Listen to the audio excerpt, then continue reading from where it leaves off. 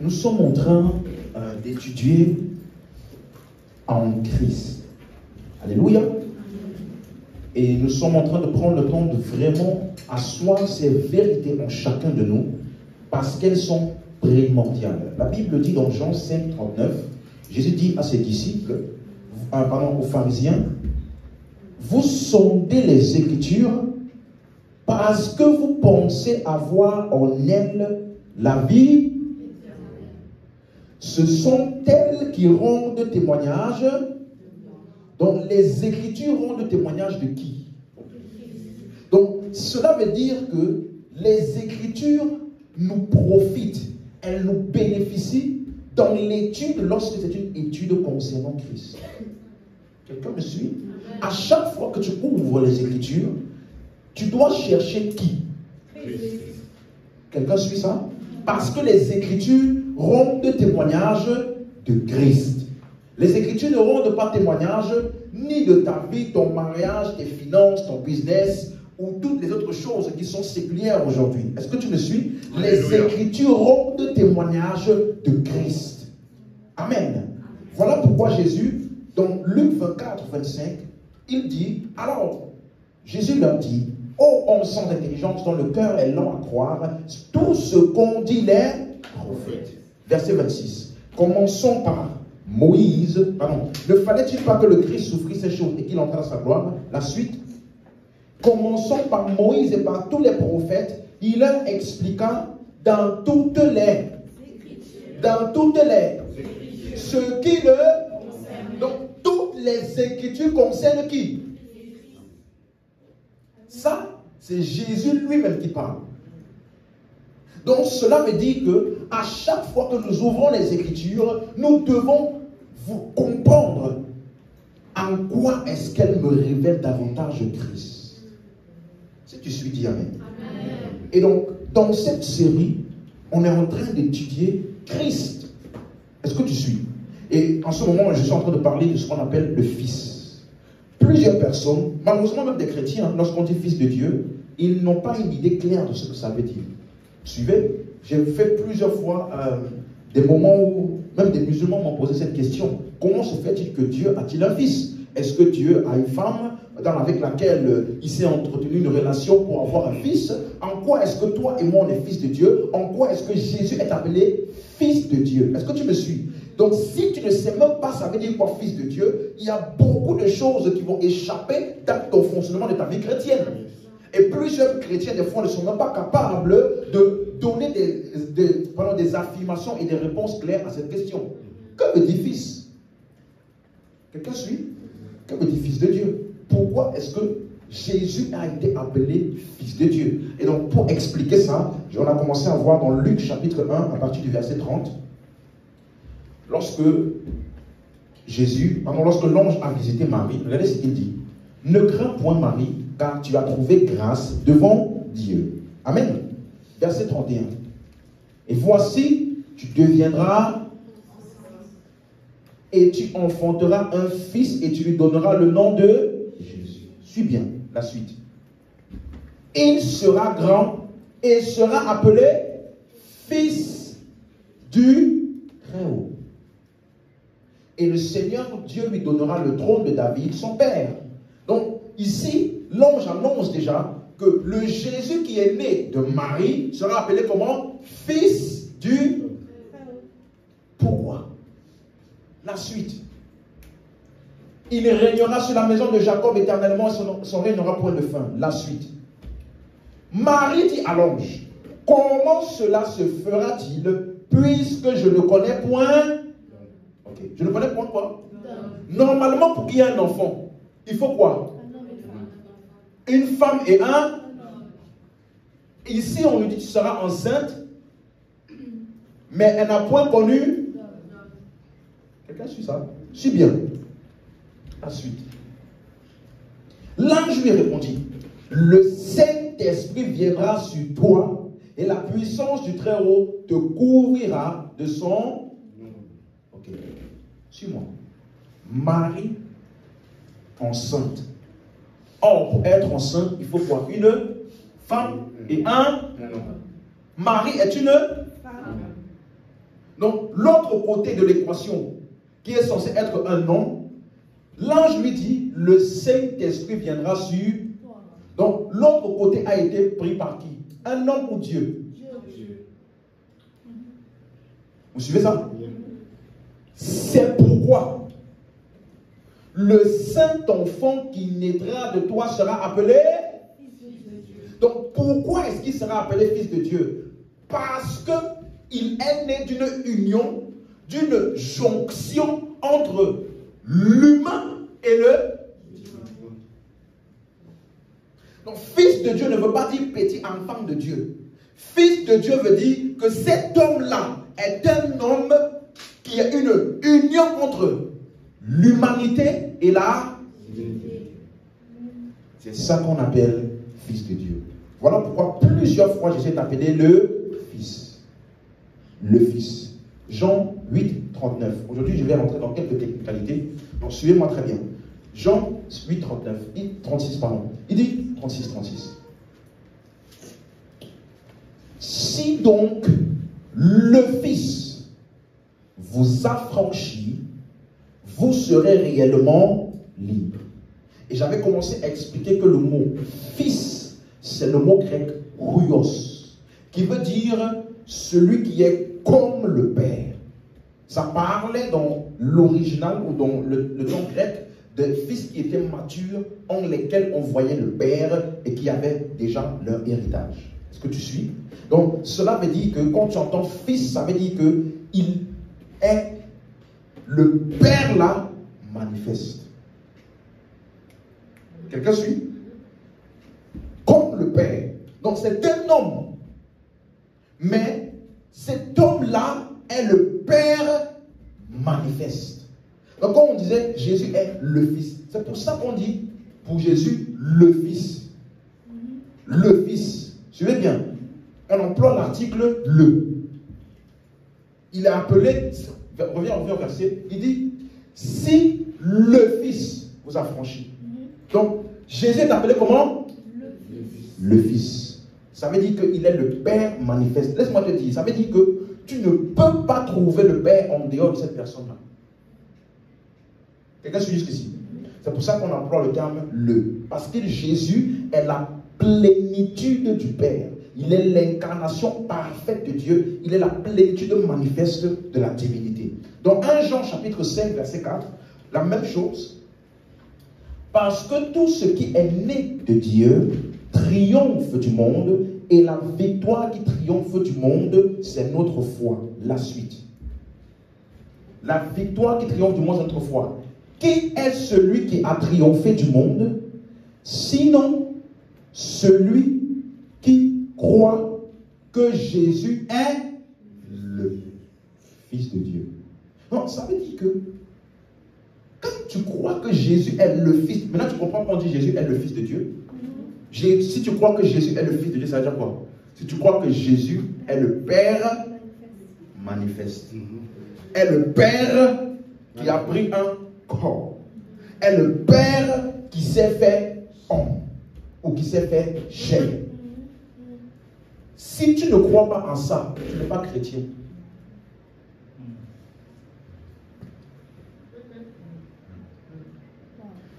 Qui, suis-moi, on n'a pas dit celui qui triomphera du monde.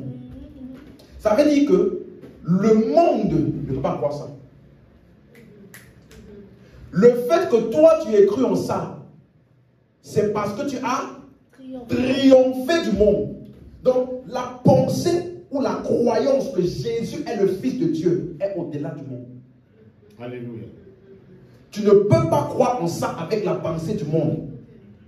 Parce que plusieurs demandent souvent, est-ce que c'est logique? Comment vous pouvez dire que votre Dieu là, il a pris un corps, il est devenu homme? Donc on le voyait partout, il marchait, il dormait, il faisait tout comme tous les hommes, et c'est lui là qui est Dieu. Oui.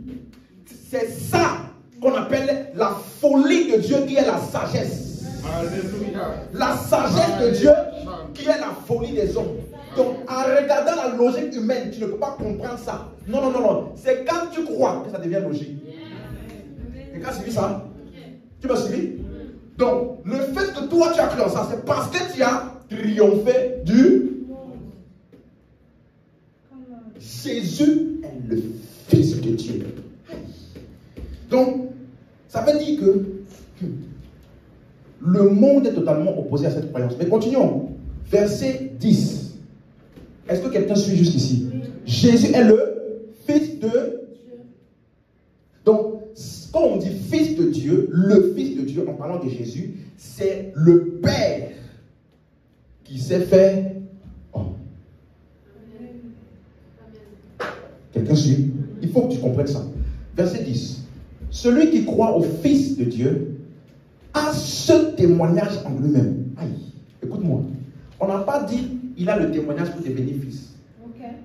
C'est quand tu crois, il y a un témoignage qui se met en toi. Suis-moi. Peut-être que tout ce que je t'enseigne dans cette série, tu ne connaissais pas tout, tu ne comprenais pas tout. Qu'on dit, ah, est-ce que Jésus est le Fils de Dieu? Est-ce que Jésus est Dieu? Mais, en toi, tu sais. Même si tu ne sais pas tout expliquer. Quelqu'un sait ce que je dis là? Même si tu ne sais pas tout expliquer avec tous les arguments bibliques. Mais il y a un témoignage en toi. En chacun de nous qui avons cru que Jésus est le Fils de Dieu.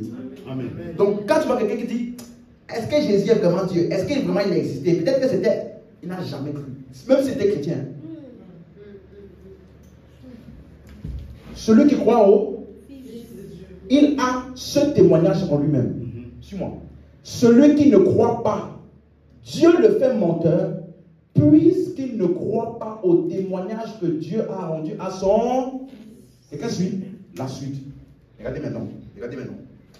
Et voici ce témoignage. Oh my God. Suis-moi, suis-moi. C'est que Dieu nous a donné la vie. La vie quoi? Et que cette vie est où? Dans tes œuvres. Dans tes prières. Écoute-moi. Il y a un témoignage en toi, en chacun de nous, que Dieu nous a donné la vie éternelle, pas la vie temporaire jusqu'à ton prochain péché. Alléluia. Tu sais, voilà pourquoi le premier jour où tu m'as écouté, quelque chose a témoigné en toi. Que même si je ne connaissais pas tout ça là, ce qu'il dit là, c'est la vérité. Pourquoi?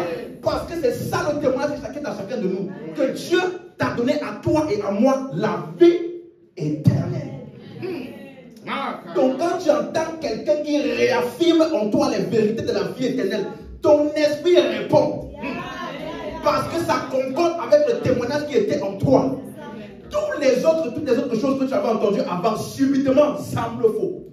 Parce que ce n'est plus en accord avec le témoignage qui était vraiment en toi. Quelqu'un m'avait dit une fois, quand j'étais entendu, c'est comme si quelque chose en moi m'a dit, voici ce que je cherchais depuis que je suis chrétien.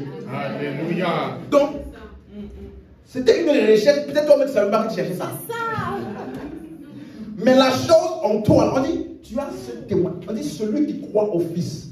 Donc, quand je parle avec toi et puis tu commences à faire des débats de est-ce que vraiment Jésus, tout ça là, frère, vérifie ton témoignage.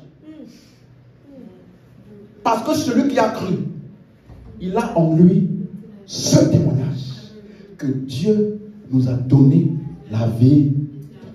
Et la vie là est où? Dans son Fils. Donne-moi la main encore. Amen. Verset 12.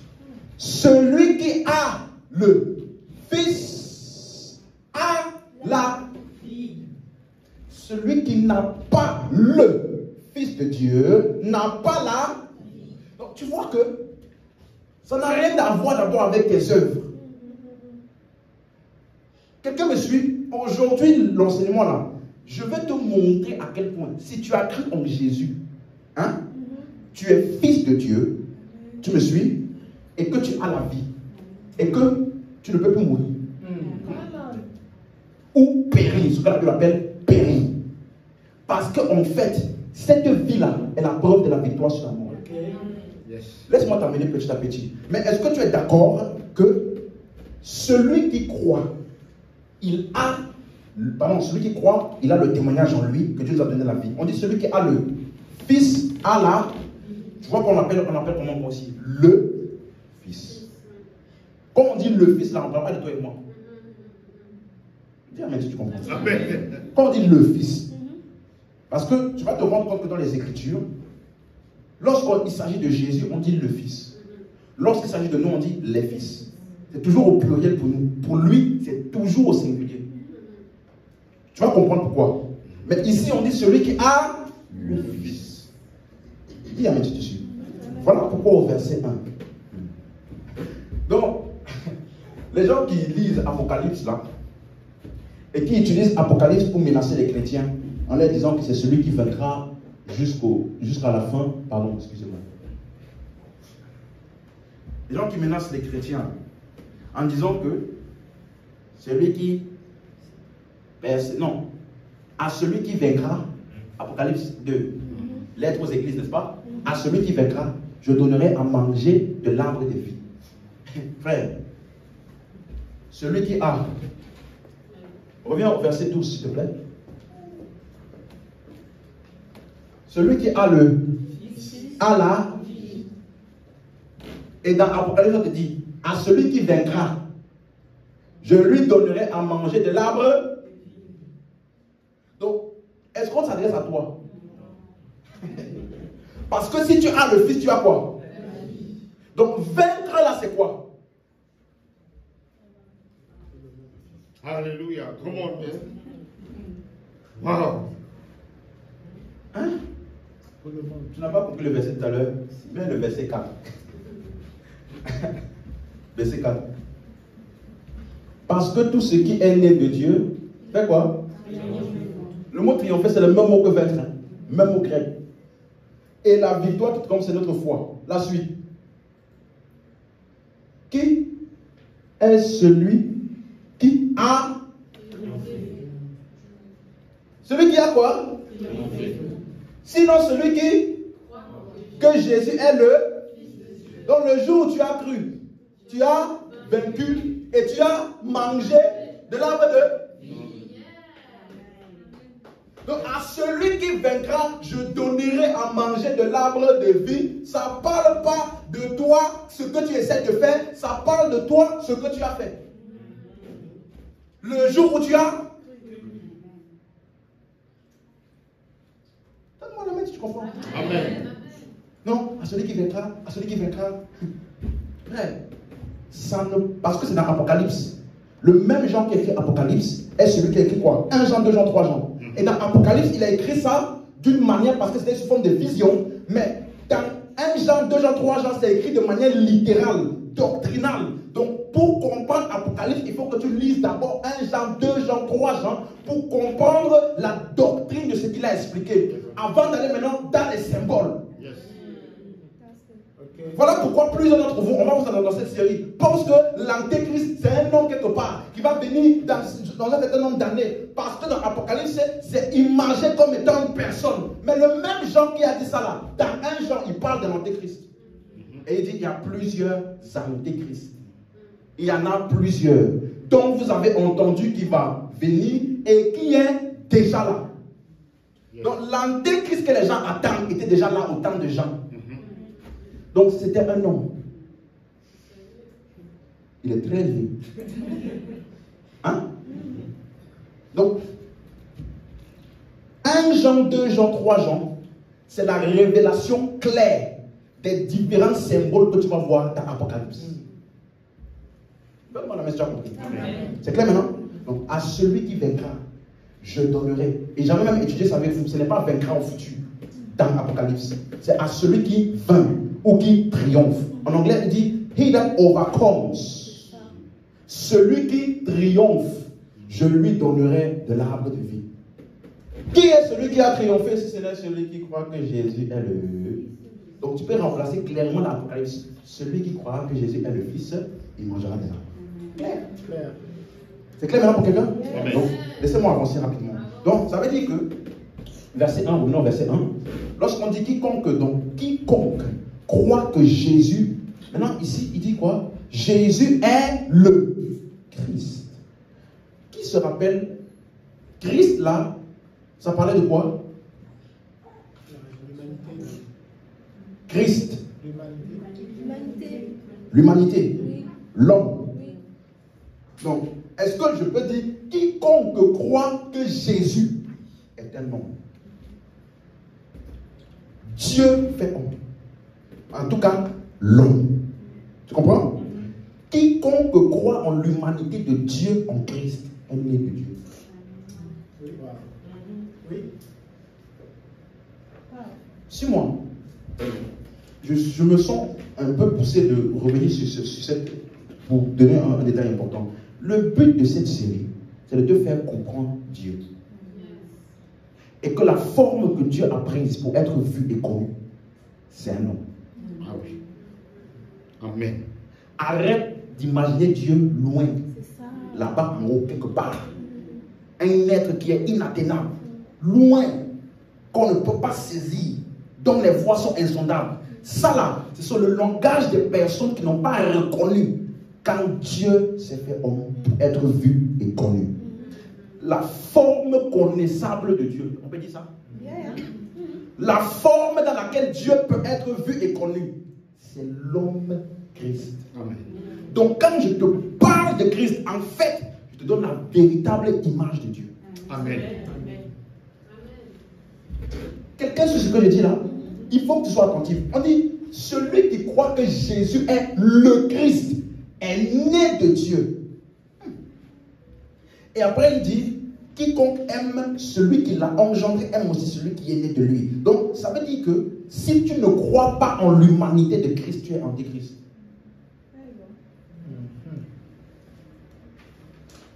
Very clear. Jésus est le Christ. Christ, ça veut dire quoi? Homme. Allô? Donc, c'est ça la base de notre salut. Jésus est le Fils et le Fils de Dieu, ou alors Jésus est le Christ. Pourquoi c'est si important? On va voir par la suite. Mais il dit, celui qui croit que Jésus est le Christ est né de Dieu. Maintenant, aujourd'hui, je vais rentrer dans ce terme-là, né de Dieu. Le mot né, c'est le mot grec génao. Qu'est-ce que ça veut dire né de Dieu? Génao, ça veut dire engendré par Dieu ou paterné par Dieu. Ça veut dire que la parenté est retracée à Dieu. Donc ça veut dire qu'il y a des hommes ou des personnes que quand tu cherches leur paternité, c'est retracé à qui? Dieu. Celui qui les a engendrés, c'est qui? Dieu. Vous suivez? Suivez bien. Et donc, tu vas voir ça, Jean, il parle beaucoup de ça. Dans 1 Jean 2, verset 29, on va voir ça rapidement, quelques textes. Si vous savez qu'il est juste, reconnaissez que quiconque pratique la justice est né de lui. Génao. Né de lui. Même chose dans 1 Jean 3, verset 9. Quiconque est né de Dieu ne pratique pas le péché parce que la semence de Dieu demeure en lui. Et il ne peut pécher parce qu'il est né de Dieu. Donc Jean, il parle beaucoup de cette terminologie, né de Dieu. Pourquoi? Rappelez-vous, il a appelé Christ quoi? Le Fils. Suivez bien, il a appelé Christ comment? Le Fils. Et donc il dit que celui qui croit que Jésus est le Fils, là, lui, il est comment? Né de Dieu. Ou alors, tu peux remplacer ça donc par engendré par Dieu. Est-ce que c'est la même chose? Né de Dieu ou engendré par Dieu, c'est la même chose? Ok. 1 Jean 4, verset 7.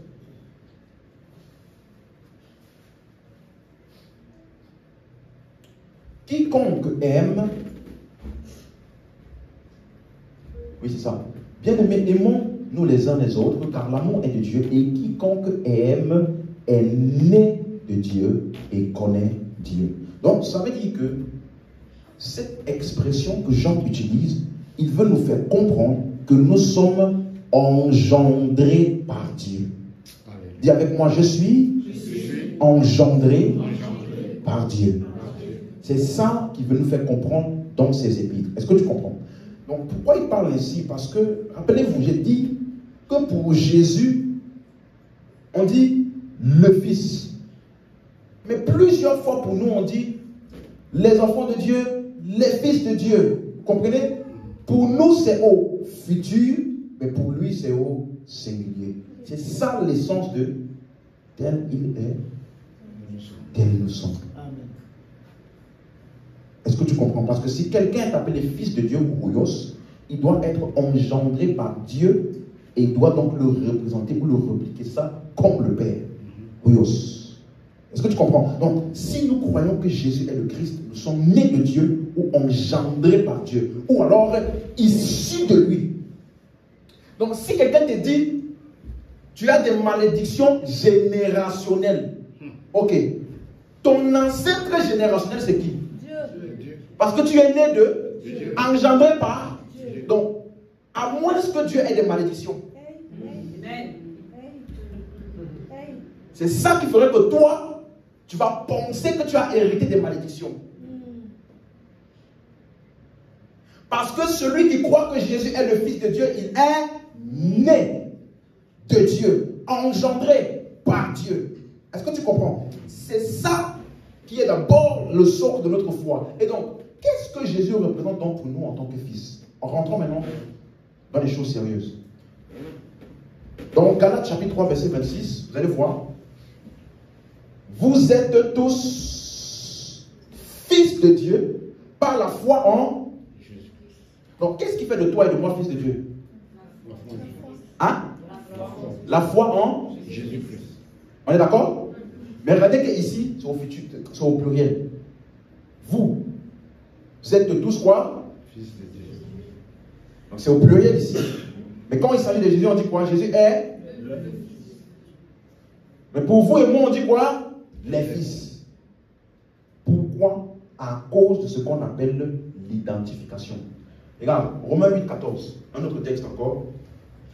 Tous ceux qui sont conduits par l'Esprit de Dieu sont fils de Dieu. Singulier ou pluriel? Pluriel. Tout le monde est d'accord? Donc, pourquoi est-ce qu'on appelle Jésus le Fils et nous les fils? C'est parce que Jésus est le modèle. Ou si tu veux, le Fils modèle. Et nous, par identification, nous sommes les fils. Ça veut dire que tous les fils sont venus à travers lui. Ou tous les fils sont exactement comme lui. Quelqu'un suit? C'est pour cela que pour lui est au singulier et pour nous est au pluriel. Dans 1 Jean 3, verset 1, il dit, voyez de quel amour le Père nous a témoigné pour que nous soyons appelés enfants de Dieu. Pluriel ou singulier? Pluriel. Hein? Pluriel. Tout le monde est d'accord? Vous voyez que quand il s'agit de nous, c'est au pluriel. Verset 2. Bien-aimés, nous sommes maintenant enfants de Dieu. Donc, si Jésus est le Fils et nous sommes les fils, écoute-moi bien maintenant, voilà pourquoi on l'appelle le premier-né. Appelez-vous. Il nous a appelé comment? Celui qui croit que Jésus est le Fils. Ils sont comment? Nés de Dieu. Mais Jésus, comme il est le Fils, lui, il n'est pas né de Dieu. On l'appelle comment? Le premier-né. Quelqu'un suit? On n'a pas dit le premier fils de Dieu. Non. Quelqu'un voit la différence entre premier-né et premier fils? Non. Parce que si tu dis premier fils, les autres fils là peuvent être comme ils veulent. Pas forcément comme le premier fils. Premier-né ne parle pas d'abord de position en rang. C'est-à-dire, je suis le premier de la classe, toi tu es le deuxième de la classe, il est le troisième, ou je suis le premier enfant de ma mère, toi tu es le deuxième, toi tu es le cadet. Ce n'est pas ça. Suivez? Lui, on l'appelle le fils, nous on l'appelle les fils. Donc, okay, allons lire, on va voir ça mieux. Hébreux 1, verset 6. Lorsqu'il introduit de nouveau dans le monde le premier-né, il dit que tous les anges de Dieu l'adorent. Donc ici, il a appelé comment? Jésus a appelé comment? Le premier-né. C'est ça le fort? Le premier-né. Donc toi et moi, on nous a appelés comment tout à l'heure? Les fils, les enfants, et quiconque croit est né de Dieu. Toi et moi, on n'a jamais été appelés premier-né. on appelait comment? Les nés de Dieu. Lui, il appelait le premier-né. Et ce mot premier-né, ce n'est pas deux mots. C'est un seul mot en grec qu'on va voir par la suite. La même chose vers Colossiens 1, verset 18. Colossiens 1, verset 18. Jésus toujours, il est la tête du corps de l'Église. Il est le commencement, le premier-né d'entre les morts, afin d'être en tout le premier. Suis bien maintenant. Suis. Ne loupe surtout pas ça. Premier-né. Nous sommes appelés nés de Dieu. Le Fils, nous sommes appelés les fils. Tu vois que tu ne peux pas te connaître toi si tu ne connais pas le modèle avec lequel tu as été créé. Tu ne peux pas savoir comment fonctionner en tant que fils si tu n'as pas compris comment le Fils est. Il fonctionne. Est-ce que vous suivez? Voilà pourquoi ici on l'appelle comment? Le premier-né d'entre les morts. Ça veut dire ceci, que le Christ incarné, qu'on a vu tout à l'heure au début de la prédication, il est sorti du ventre de Marie. C'est ça. Donc, est-ce que tu suis? Oui. Mais le premier-né, il est sorti d'où? Des morts. D'entre les morts. Donc, sur quel modèle est-ce que nous sommes fils de Dieu?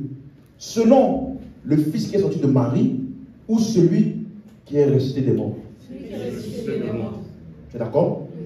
Parce que toi et moi, on n'est pas comme le Fils unique.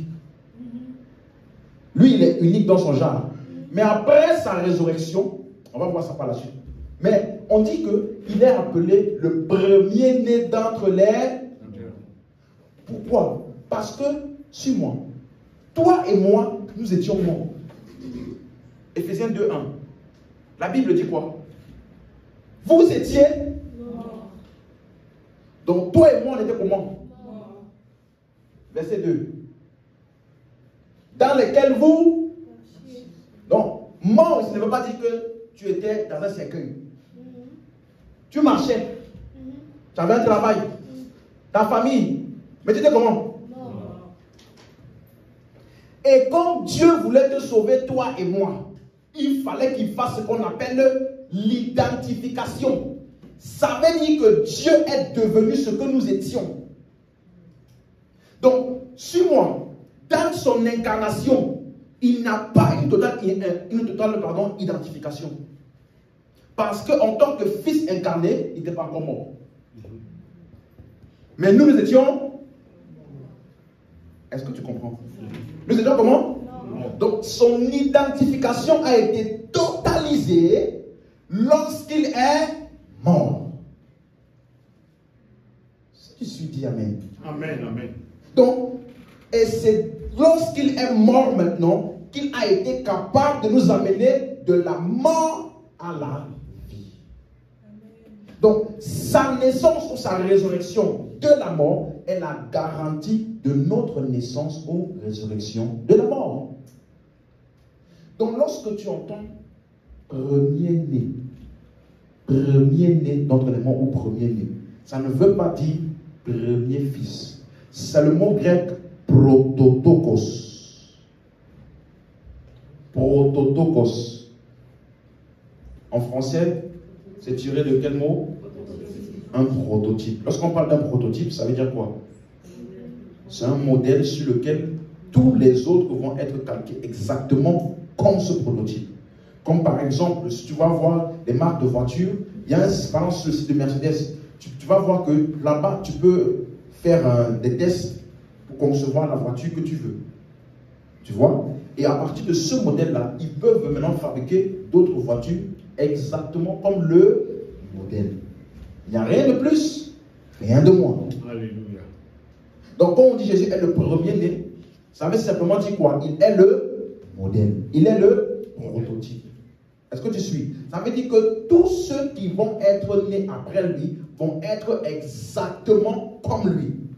Or, lui, il est premier-né d'entre les morts. Ça veut dire que tous ceux qui sont nés de Dieu sont nés de la mort.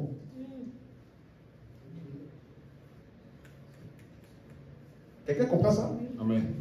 Donc Jésus, après sa résurrection, il a appelé comment? Le premier-né d'entre les...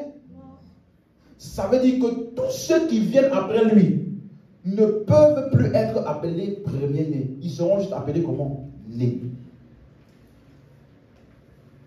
C'est clair? Il est le premier-né. Tous ceux qui viennent après lui sont appelés comment? Nés. Mais ils sont nés exactement comme le premier-né. Comment? De la mort. Sortis de la mort vers la vie. Donc tous ceux qui sont nés de Dieu aujourd'hui, par la foi en Christ, ils sont passés comment? De la mort à la vie.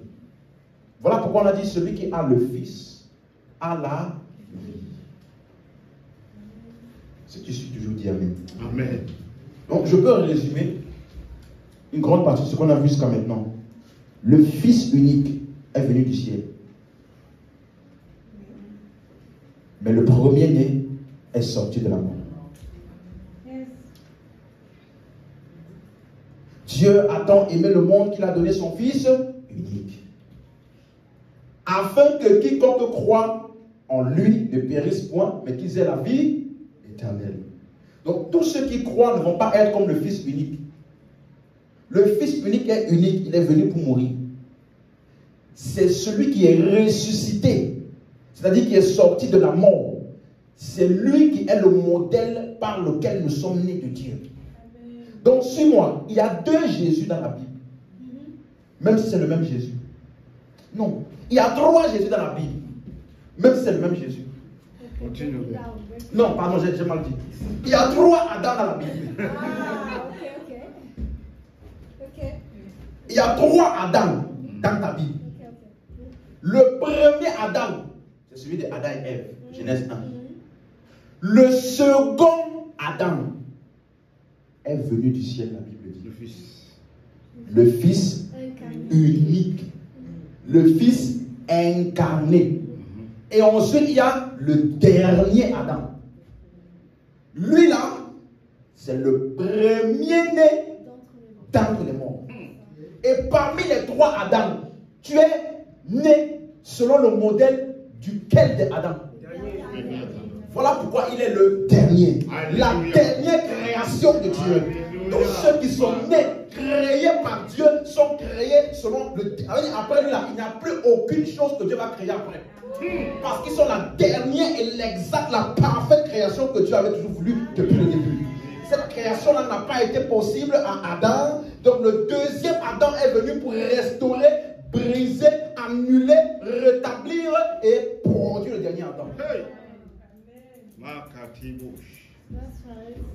Tu comprends? Il fallait le second Adam pour rétablir, mourir, mort, ensevelissement, tu vois? Et maintenant, ressusciter le dernier Adam. Et tous ceux qui sont nés de Dieu sont nés selon le modèle du dernier. Donc, suis-moi. Si tu veux connaître qui tu es, ne regarde pas trop le Jésus des quatre évangiles. Parce que ce Jésus-là a dit que ceux qui vont croire en moi, ils feront ce que j'ai fait, mais les choses. Pourquoi? Parce que je m'en vais au Père, il a dit. Donc, en allant au Père, ça voulait dire quoi? Mourir, ensuite être ressuscité. Donc, par sa résurrection, il a introduit la nouvelle race de ceux qui sont la nouvelle création. Donc, est-ce que tu comprends maintenant? Lorsque on dit que ceux qui sont nés de Dieu, ils sont nés de la mort selon le modèle du premier-né. Tu comprends ça? C'est clair? Quelqu'un a compris? Donc, Fils unique, premier-né. Fils unique, écoute-moi, on est dans un cours, hein? Il faut que tu comprennes. Fils unique, premier-né. le Fils, les fils. Donc toi et moi, nous sommes nés, pas selon le modèle du Fils unique, mais selon le premier-né d'entre les morts.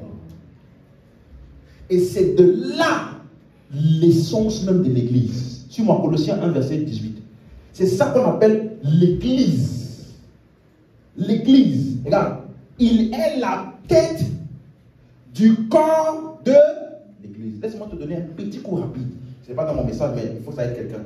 Quand on dit que Jésus est la tête et toi tu es le corps, n'imagine pas ça. Non.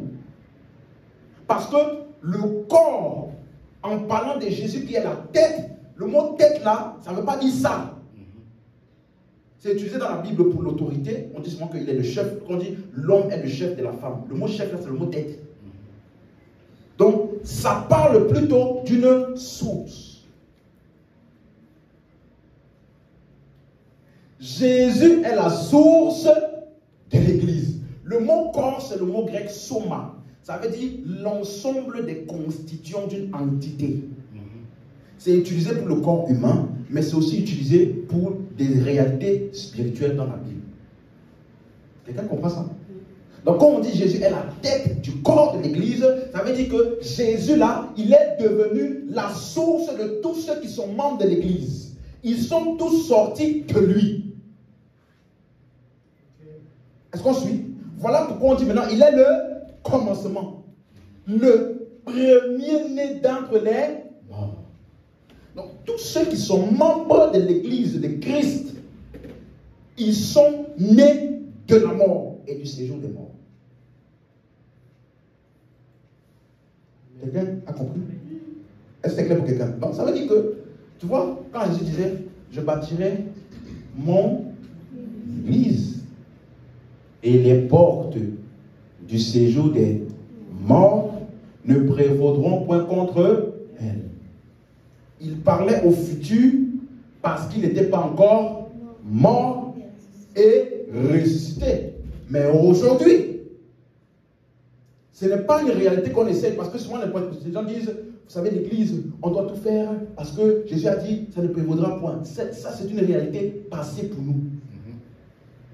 Toi et moi, nous sommes nés de Dieu parce que le séjour des morts ne nous a pas retenus. Alléluia. Le fait que tu sois membre de l'Église de Christ, c'est la preuve que tu as vaincu et la mort et le séjour des morts. Donc quelqu'un qui vient encore te menacer, fais attention sinon tu vas aller en enfer. Il ne sait pas d'où tu es né. Il n'a pas compris. Il ne sait pas d'où tu es né. Parce qu'en fait, c'est de là-bas que tu es né de nouveau. Qui comprend ça? Alléluia. Amen. Amen. Oh, Hébreux 12, verset 22. En parlant de vous et moi, la Bible dit, vous vous êtes approchés de la montagne de Sion, de la cité du Dieu vivant, de la Jérusalem céleste, des myriades qui forment le cœur des anges. C'est écrit, vous vous approcherez? Non. Ou vous vous êtes approchés?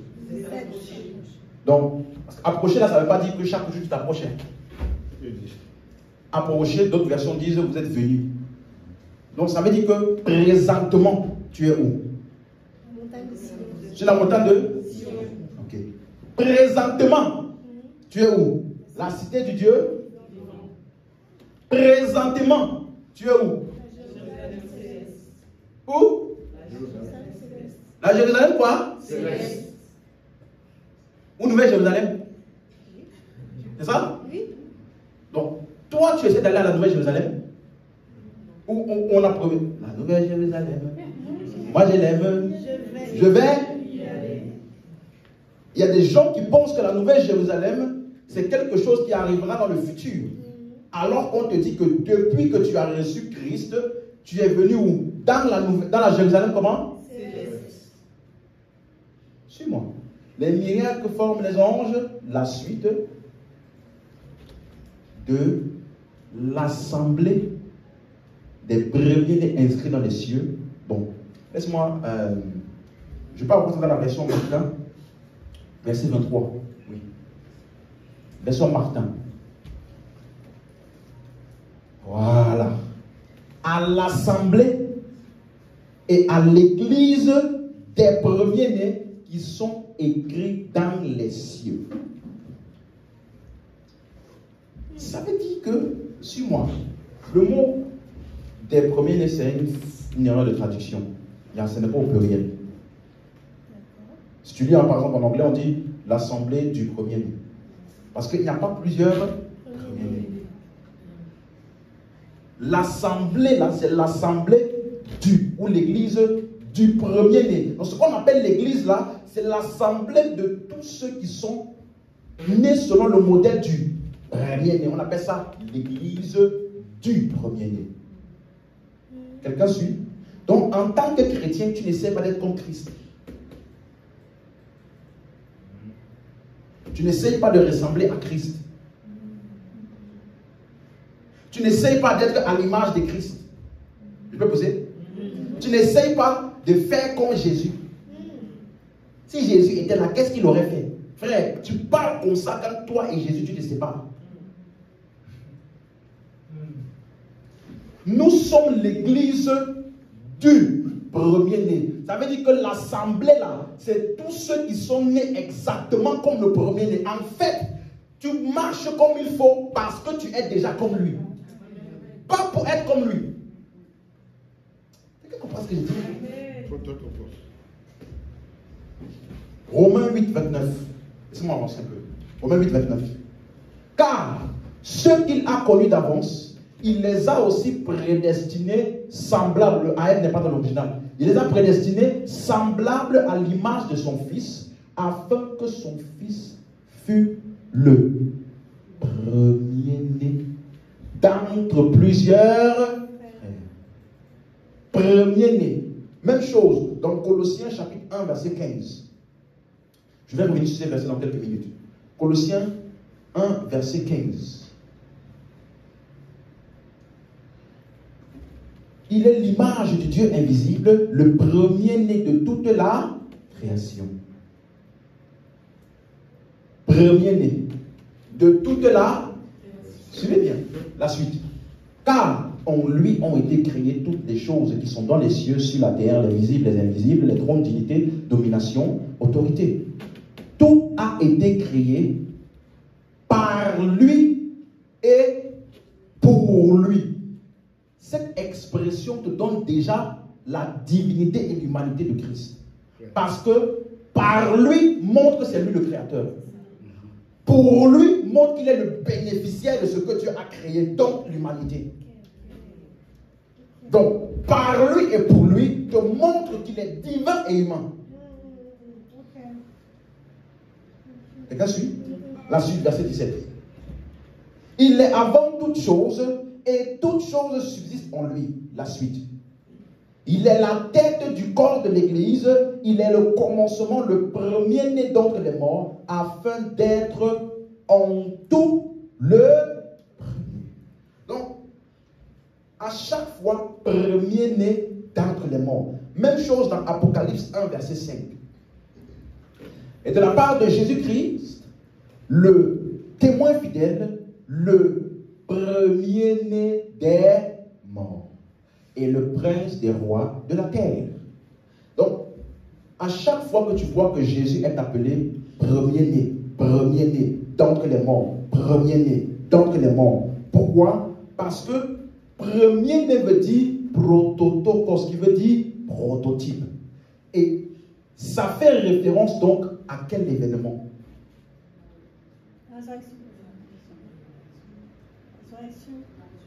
Naissance de Marie? Non.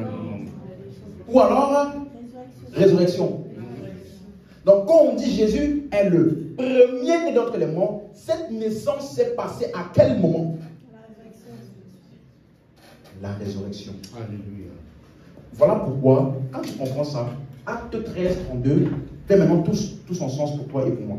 Acte 13, 32. Regardez ce qu'il est écrit. Acte 13, 32. Et nous, nous vous annonçons cette bonne nouvelle, que la promesse faite à nos pères, la suite, Dieu l'a accompli pour qui? Pour qui? Donc, la promesse faite à nos pères, Dieu l'a accompli. Suis bien. Comment? En ressuscitant. Donc, la résurrection de Jésus est l'accomplissement des promesses de l'Ancien Testament. Quelqu'un suit? Et regardez. Selon ce qui est écrit dans le psaume 2e. Tu es mon fils. Je t'ai engendré. Quand est-ce que Dieu a dit ça? Quand il est ressuscité. Hein? Quand il est ressuscité. Au baptême. Engendré à la résurrection. Dieu l'a accompli pour nous les enfants en faisant quoi? Ressuscitant Jésus. En faisant quoi? Ressuscitant Jésus. Selon ce qui est... Donc, ressusciter Jésus là, c'est selon ce qui est écrit dans le psaume 2e. Tu es mon fils. Je t'ai engendré.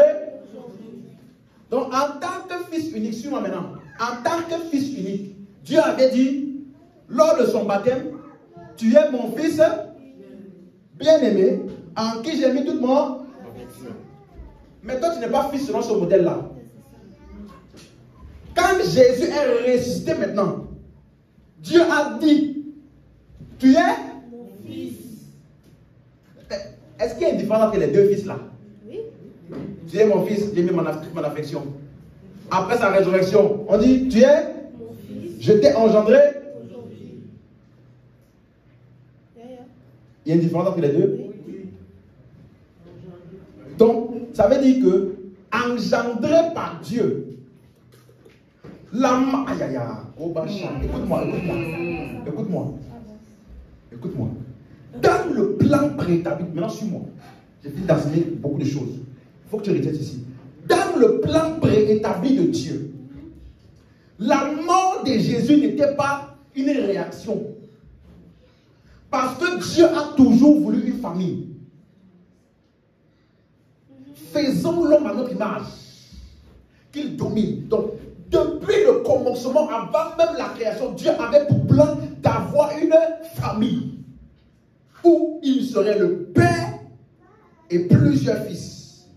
Et le système de reproduction que Dieu avait mis en place pour déterminer d'avance, c'était quoi? La mort. Si le grain de blé tombait en terre il reste. Tu connais pas? Si le grain de blé tombait en terre il reste. Donc, tant qu'il n'y a pas mort, il va rester comment? Mais s'il meurt, il portera. Donc, le système de reproduction de Dieu depuis le commencement, depuis la fondation du monde a été quoi? Par la mort du Fils unique.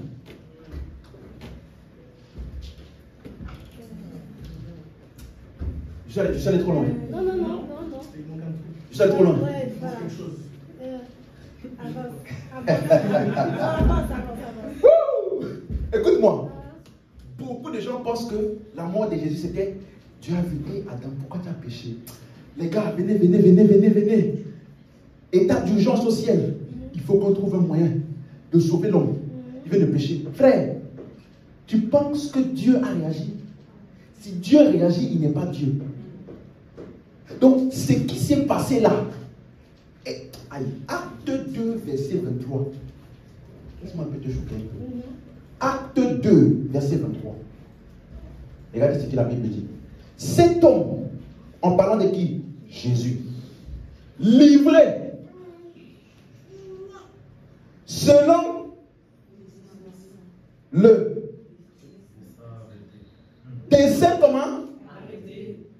Et selon la présence de qui? Vous l'avez?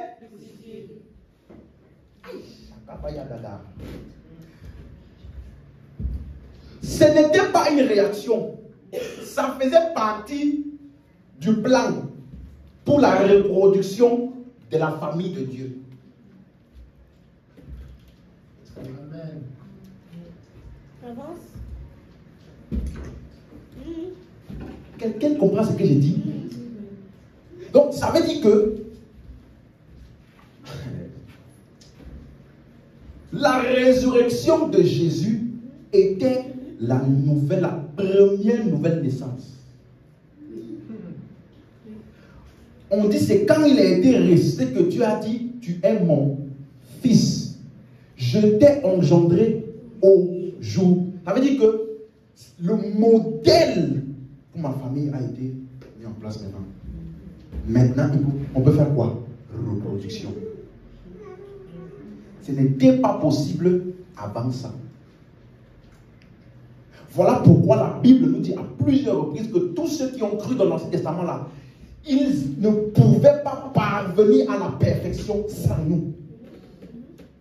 Donc ils ont cru en quelque chose. Rappelez-vous, la promesse que Dieu a faite à nos pères, il l'a accomplie en récitant Jésus. Donc eux tous là, ils espéraient en quoi? La résurrection.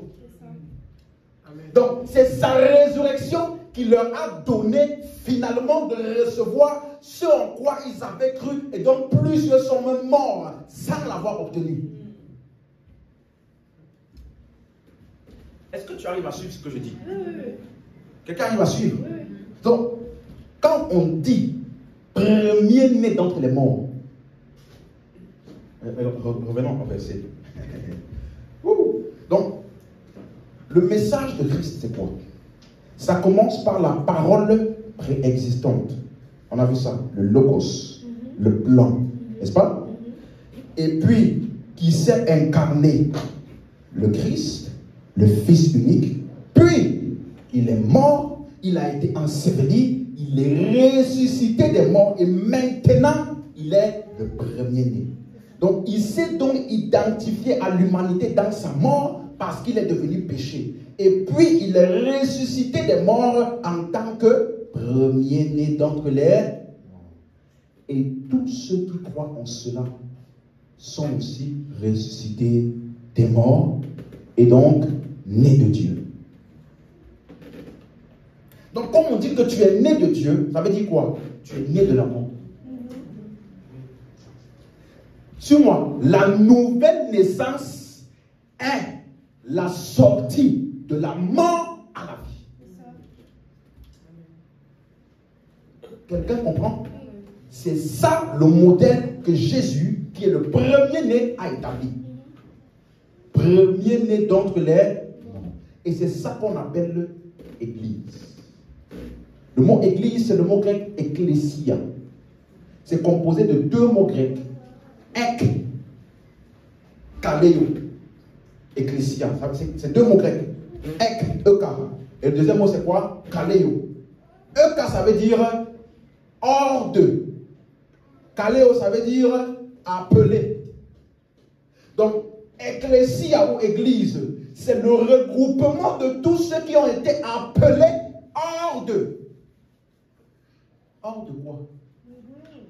Je bâtirai mon ecclésia, c'est-à-dire ceux-là qui sont appelés hors de. Et les portes du séjour des nœuds. Donc ils sont appelés hors de quoi?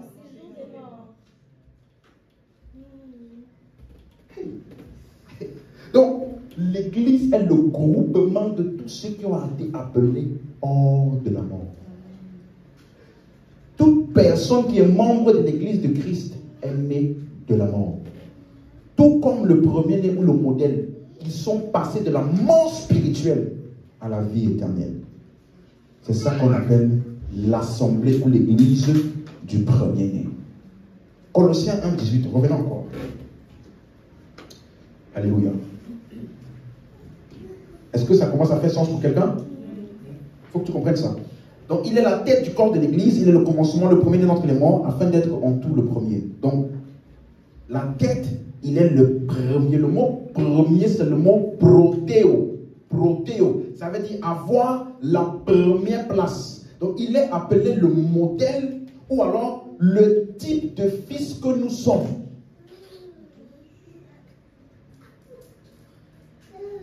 Est-ce que tu suis?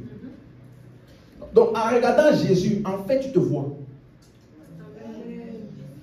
Parce que tu es né exactement comme lui, de la mort. Et ce qu'il a vaincu, tu vaincs. Ce qui n'a pas pu l'arrêter ne peut pas t'arrêter. Pourquoi? Il est le premier-né et nous sommes les nés de Dieu exactement comme lui. Donc laisse-moi te dire, tel il est, donc il n'est pas plus que toi. Premier-né ne veut pas dire plus grand. Non. Premier-né ne veut pas dire plus grand. En fait, quand tu étudies le mot prototokos là, c'est un modèle à partir duquel on va faire tous les autres modèles. Ou pendant toute la production. Ça veut dire qu'avec ce modèle-là, on fait tous les tests, on fait toutes les études de marché.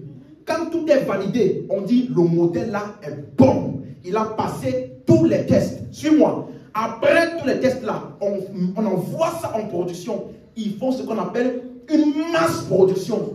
De telle sorte qu'en regardant, tu ne sais plus qui était le modèle. Alléluia. Tellement qu'ils sont exacts. Tu n'arrives plus à savoir. Le modèle. Amen. En fait, c'était où le modèle déjà? C'était qui le modèle? On ne sait plus. On ne sait plus. Voilà ce qu'on appelle en Christ. Ça veut dire que quand tu te vois en lui, lui se voit en toi. Tu te vois en lui, lui il se voit en toi. Vous fonctionnez comme un miroir réciproque. Alléluia. Amen. Amen. Quelqu'un comprend ce que j'ai dit? C'est parce que tu ne sais pas ça là que tu passes ton temps à penser que c'est parce que tu fais tes jeûnes et tes prières, tes repentances que Dieu t'écoute. C'est parce que tu ne sais pas ça que tu penses que tu dois faire des choses spéciales pour attirer le cœur ou l'attention de Dieu. Alors que tu es exactement comme Jésus. Alléluia. Ce que Jésus n'a pas fait, tu n'as pas besoin de faire. Jésus a dit, avant, en tant que fils unique, en tant que fils unique, il a dit, Père, je te rends grâce de ce que tu m'exauces. Il a dit ça en tant que quoi? À combien plus forte tes raisons? En tant que quoi? Venez.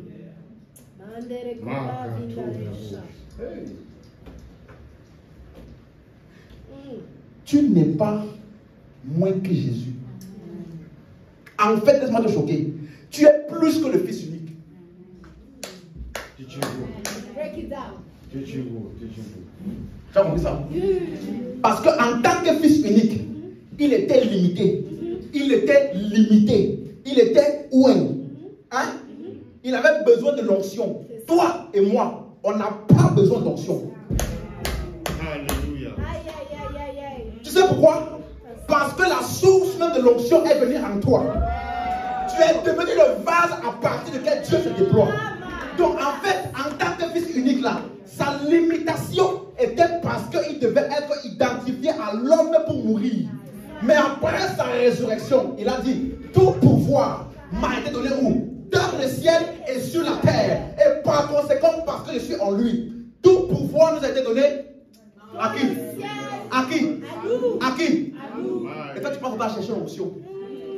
Qui t'a blagué?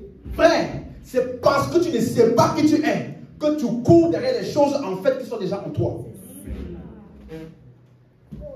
Donc tu n'es pas comme le fils unique. Le fils unique était limité. Tu n'es pas limité.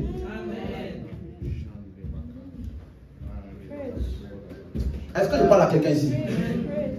Donc quand on dit premier-né d'entre les morts, c'est le premier-né ou le prototype à partir duquel toi et moi qui sommes membres de l'église, nous sommes nés exactement comme lui. Voilà pourquoi la Bible dit que les chrétiens ne meurent pas. C'est ça.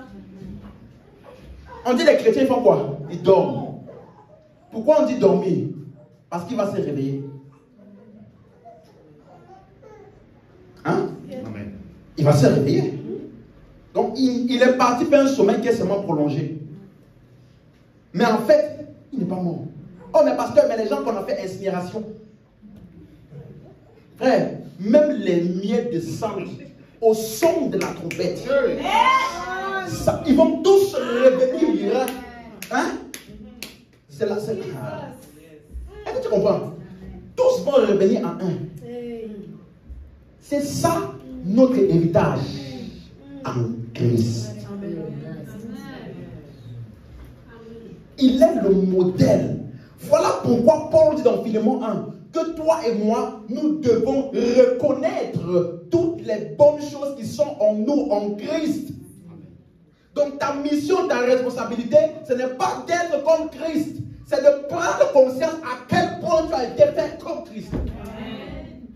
Ta responsabilité, ce n'est pas d'essayer. Je désire être comme toi. À l'époque, on chantait ça là. Puis tu vois les frères et les sœurs, ils pleuraient. Je désire être comme toi. C'est comme si tu vois un être humain qui dit je désire être un être humain. Quand il dit ça là, si toi tu es normal et tu l'entends dire ça là, même s'il est sincère, tu vas dire quoi? Viens. Je pense qu'on t'a pas bien expliqué qui tu es. Tu désires être comme Christ. Tu sais qui tu es. Tu sais comment tu as été créé. La Bible dit dans Colossiens 4 que nous avons été créés dans une justice et une sainteté que produit la vérité à son image. Ça veut dire que le matériel qui était utilisé pour nous créer là est sorti de Christ lui-même. Ayant été créé en Jésus-Christ pour des bonnes œuvres. Donc en fait, le matériel que tu as utilisé pour te créer, toi et moi, c'est Christ. Amen. Donc tu n'as pas à chercher à être comme Christ. En fait, l'enseignement et l'Esprit de Dieu va plutôt ouvrir tes yeux à voir à quel point tu es déjà comme lui. Et c'est la conscience de ça qui va affecter maintenant ta conduite. Donc, le changement de conduite n'est pas pour ressembler à Jésus. Le changement de conduite vient parce que j'ai compris. J'ai compris que je suis comme lui. Toi, tu penses que faisons l'homme à notre image, selon notre ressemblance. Ce n'est pas une promesse pour nous. C'est ce que nous sommes. Il y a quelques temps, je voyais des séminaires à son image, à sa ressemblance. Je vais t'expliquer. Tu dois marcher dans l'amour.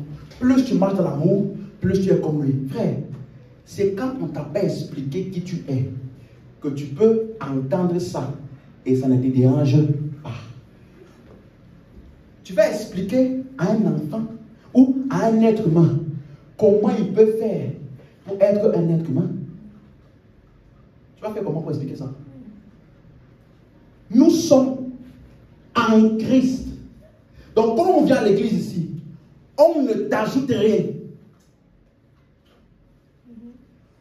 On ne t'ajoute rien. Bien au contraire, on ouvre tes yeux et on ouvre ton intelligence à la compréhension que tu as déjà tout en lui. Amen. Tout enseignement qui te fait croire que tu as un manque de quelque chose de Dieu pour pouvoir chercher à avoir plus est un enseignement qui te dépouille de la réalité de qui tu es. La seule chose que tu dois chercher, c'est la connaissance. Amen.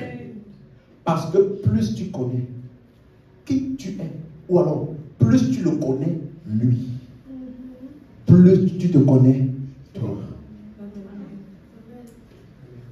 Donc, le but de l'église, c'est quoi? L'église, c'est d'abord ceux-là qui ont été sortis d'où? De la mort vers la vie. Donc, quand on s'est réunis là, c'est pour qu'ensemble nous puissions avoir une idée encore plus claire de qui nous sommes. Comment? En le regardant lui. Parce que c'est lui notre miroir. Quelqu'un comprend ça? Amen. Donc, c'est comme ça que maintenant, dans ton style de vie, tu peux être comme lui. Tu as compris ce qu'il vient de dire? Il dit, dans ton style de vie, va commencer à s'aligner à lui à mesure que toi, tu prends conscience qu'en toi, tu es déjà. Donc, on n'a pas besoin de t'enseigner comment sortir de la masturbation. Comment arrêter le stress. On n'a pas besoin d'enseigner ça. Ça là, ce ne fait pas partie de qui tu es. On doit juste te faire voir à quel point tu es déjà comme Christ. Amen. Et les mêmes soucis d'avant. Par exemple, si tu vois un petit enfant ou une personne, bon, excusez mon exemple, des fois il y a des grandes personnes qui ont ce genre de problème. Mais si normalement tu sais qui tu es, Un petit enfant là, hein, il va voir un petit cafard. N'est-ce pas? Normalement, il peut avoir peur. Parce qu'il n'est pas conscient de sa capacité. Maintenant, à mesure qu'il grandit et qu'il prend conscience de qui il est, le même cafard va revenir. Ce n'est pas le cafard qui a changé. C'est lui la conscience de sa capacité qui fait en sorte que le même cafard là, qui avant quand il voyait, il courait, il revoit ça, il avance. Amen. Rien n'a changé extérieurement, mais plutôt qu'il sait de lui. Donc, les anciennes addictions, les anciens problèmes, les mêmes circonstances vont revenir, mais ça va retrouver quelqu'un qui est pleinement conscient de qui il est en Christ. Alors, à partir de là, ce n'est plus la même réaction, parce que ce n'est plus la même conscience de son identité. Donc, tu n'essayes pas de ressembler à Jésus. Regarde ça à ton voisin. Sois plutôt conscient que tu es déjà comme Jésus.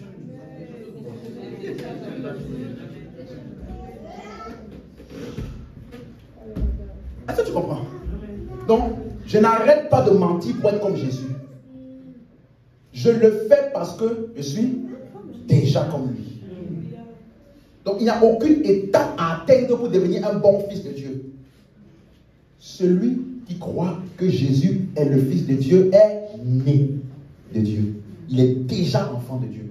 Maintenant, à mesure qu'il entend les enseignements, il prend de plus en plus conscience de la nouvelle nature qu'il a déjà reçue. Et donc, il le laisse s'exprimer dans ses actions. Est-ce que tu comprends? Voilà pourquoi tu comprends ça. Le jour où tu tombes ou tu fais une erreur, tu ne peux pas te condamner. Parce qu'un bébé, il sait qu'il doit marcher avec ses deux pieds. S'il tombe, on ne dit pas que tu es devenu un animal. On ne dit pas ça. On ne dit pas que tu es devenu, il marche à quatre pattes. On dirait que c'est un chien. On ne dit pas ça. On dit simplement qu'il a besoin de plus de nutriments, d'exercice, afin de pleinement fonctionner dans ce qu'il est déjà. Donc le chrétien là qui tombe encore dans ceci, dans cela, tu n'as pas le droit de l'appeler pécheur. Ni de le menacer pour lui dire, tu vas aller en enfer. Non, en fait, c'est parce qu'il est sorti de l'enfer qu'il est fils de Dieu. C'est parce qu'il a vaincu le Seigneur des morts. C'est ça qui a fait de lui enfant de Dieu. Amen. Donc, s'il marche encore en tombant, qu'est-ce qu'il a besoin? Donne-lui plus de nourriture. Alimente-le plus avec la compréhension de qui il est en Christ. Et ça rend compte, tu vas te rendre compte qu'il marche très bien. Amen. Quelqu'un m'a suivi? Amen.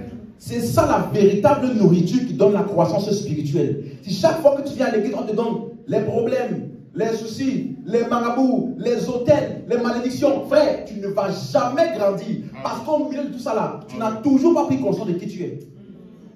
Tu es devenu seulement conscient des choses qui se passent autour de toi, dans le royaume des ténèbres, ou bien autour. Mais tu n'as toujours pas pris conscience de qui tu es. Donc, quelle est la mission de l'homme de Dieu ou bien de l'église? C'est de te faire réaliser de plus en plus ton identité en Christ. Quelqu'un suit maintenant? Donc, il est le prototokos, le fils modèle. Ce qu'il peut faire, je peux faire. Donc, tu es d'accord maintenant? Prototokos ne veut pas dire plus grand. Ça veut dire modèle, selon lequel tous les autres sont exactement comme lui. Dis à ton voisin, tel il est, tel nous sommes. Tu vois, toi, je pense que c'est des déclarations à dire à l'église. Pourtant, c'est avec cette conscience que tu dois marcher tous les jours. Donc, on peut dire, qu'est-ce que Jésus aurait fait? Non. Qu'est-ce que le Jésus en moi fait? Qu'est-ce que la nature de Dieu qui est déjà en moi, qu'est-ce qu'elle fait maintenant? Et c'est ça que la Bible appelle l'esprit de vérité. Jésus a dit, lorsque l'esprit de vérité viendra, il vous conduira dans toute la vérité. Quelle vérité? Les vérités maintenant concernant toi et moi en lui là. Parce qu'il a dit, parce que je m'en vais au Père. Donc, son aller auprès du Père parlait de quoi? Toute son œuvre qu'il allait faire par la suite. Et l'esprit de vérité vient nous ouvrir les yeux à ces réalités-là. quand tu as l'esprit de vérité, bon, pour ceux qui suivent les enseignements, c'est ce qu'on appelle les épîtres. Parce que ce que Jésus, Jean 16, verset 12, mouvement, regardez. Les gens, regardez ce qu'il dit. J'ai encore beaucoup de choses à vous dire, mais vous ne pouvez pas le porter.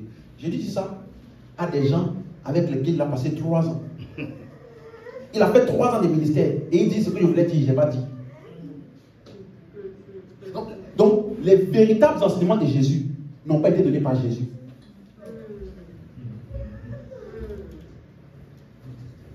Qu'est-ce que c'est ça? Les vraies choses que Jésus voulait dire, il n'a pas dit. Pourquoi? Vous ne pouvez pas le porter. Mais regardez la suite. Mais, quand le consolateur sera venu, l'esprit de vérité, il vous conduira dans... Donc, toute la vérité là n'est pas dans ce que Jésus a dit étant sur la terre. C'est plutôt dans ceux qui ont reçu l'esprit de vérité et qui les ont documentés pour nous dans ce qu'on appelle les épîtres. Voilà pourquoi c'est là-bas que tu vas avoir des expressions telles que si quelqu'un est en Christ. Ouais. C'est là-bas que tu découvres qui tu es. Dis-moi amen. Amen. Donc, c'est pourquoi c'est dans les épîtres que tu vas voir Romains 8, 29. Comment? Ceux qu'il a connus comment? D'avance. Hein? D'avance. Aïe. Il les a aussi Prédestinés. à être n'est pas dans l'original. Ok? Bon, tu peux enlever ça. Il les a prédestinés comment? Semblable. Semblables à l'image de qui? Son fils. Afin que son fils fût le Premier. entre plusieurs. Frère. Ça, c'est le plan de Dieu. Depuis le commencement. Quelqu'un a suivi ça? Donc, voici ce que Dieu voulait depuis le commencement. Premier-né entre plusieurs frères. Donc, il n'est pas en train de dire, il nous a prédestinés à être semblables. Il ne peut pas nous demander d'être semblables. En fait, prédestiné semblable à l'image de son fils. Le mot prédestiné, ça veut dire planifié en avance. Donc, en fait, c'est ce plan-là qui était déjà conforme à l'image de son fils. Amen. Quel était le plan? Qu'il soit le premier-né entre plusieurs frères. Laisse-moi te donner une bonne nouvelle. Le mot frère, c'est le mot grec adelphos. C'est ça ce que ça veut dire? Sorti du même ventre. Hey. Sorti d'où? Du même ventre. Jésus est sorti de quel ventre? La mort. Du ventre de là? Mort. Et toi, moi, et de moi, on est sorti d'où? Du ventre de là? Donc, ça veut dire que de la même manière qu'il est le premier-né d'entre les morts, tous ses frères sont aussi nés de la même manière d'entre les morts. Sortis du même ventre. Donc, c'est ce plan-là qui est conforme à l'image de son fils. Et c'est quoi l'image de son fils? Premier-né entre plusieurs frères. Le mot, revenons au verset. Quand on dit entre plusieurs frères, le mot plusieurs, c'est le mot polus. D'ailleurs, polus. Ça veut dire innombrable. Innombrable. Ça veut dire que le premier-né, il n'y en a qu'un seul. Tu comprends? Le premier-né, il n'y en a qu'un seul. Mais par contre, tous ceux qui sont nés comme lui sont innombrables. C'est pour cela qu'il y a des expressions dans la Bible telles que quiconque croit. Quiconque croit à tous ceux qui l'ont reçu. Vous voyez? Ça veut dire que tout le monde est éligible. Innombrable. Le ventre commun duquel nous tous nous sommes sortis, c'est le ventre de la... Donc, ça veut dire ceci. Dans ce qu'on appelle l'identification, suis-moi bien maintenant, suis bien. Dans ce qu'on appelle l'identification, Jésus, dans son incarnation, c'est Dieu qui est venu pour être comme qui? Comme les hommes. Donc, dans son incarnation, nous sommes comme lui. Mais après sa résurrection, il est le premier de notre lait. C'est maintenant nous qui sommes comme eux. Oui, voilà. Dans sa résurrection, dans son incarnation, il est comme nous. Le Dieu devenu homme. Mais dans sa résurrection, nous sommes comme lui. Tu as suivi? Donc Dieu a vu les hommes dans la mort, le péché. Dieu s'est fait homme. Donc Dieu est devenu comme nous. Mais en devenant comme nous, en tout point, jusqu'à la mort et dans le séjour des morts, qu'est-ce qu'il a fait maintenant? Il est sorti de là. En étant maintenant le modèle. Tu as compris? À partir de là, c'est maintenant nous qui sommes comme lui. Donc, Dieu est devenu comme nous pour nous amener à devenir.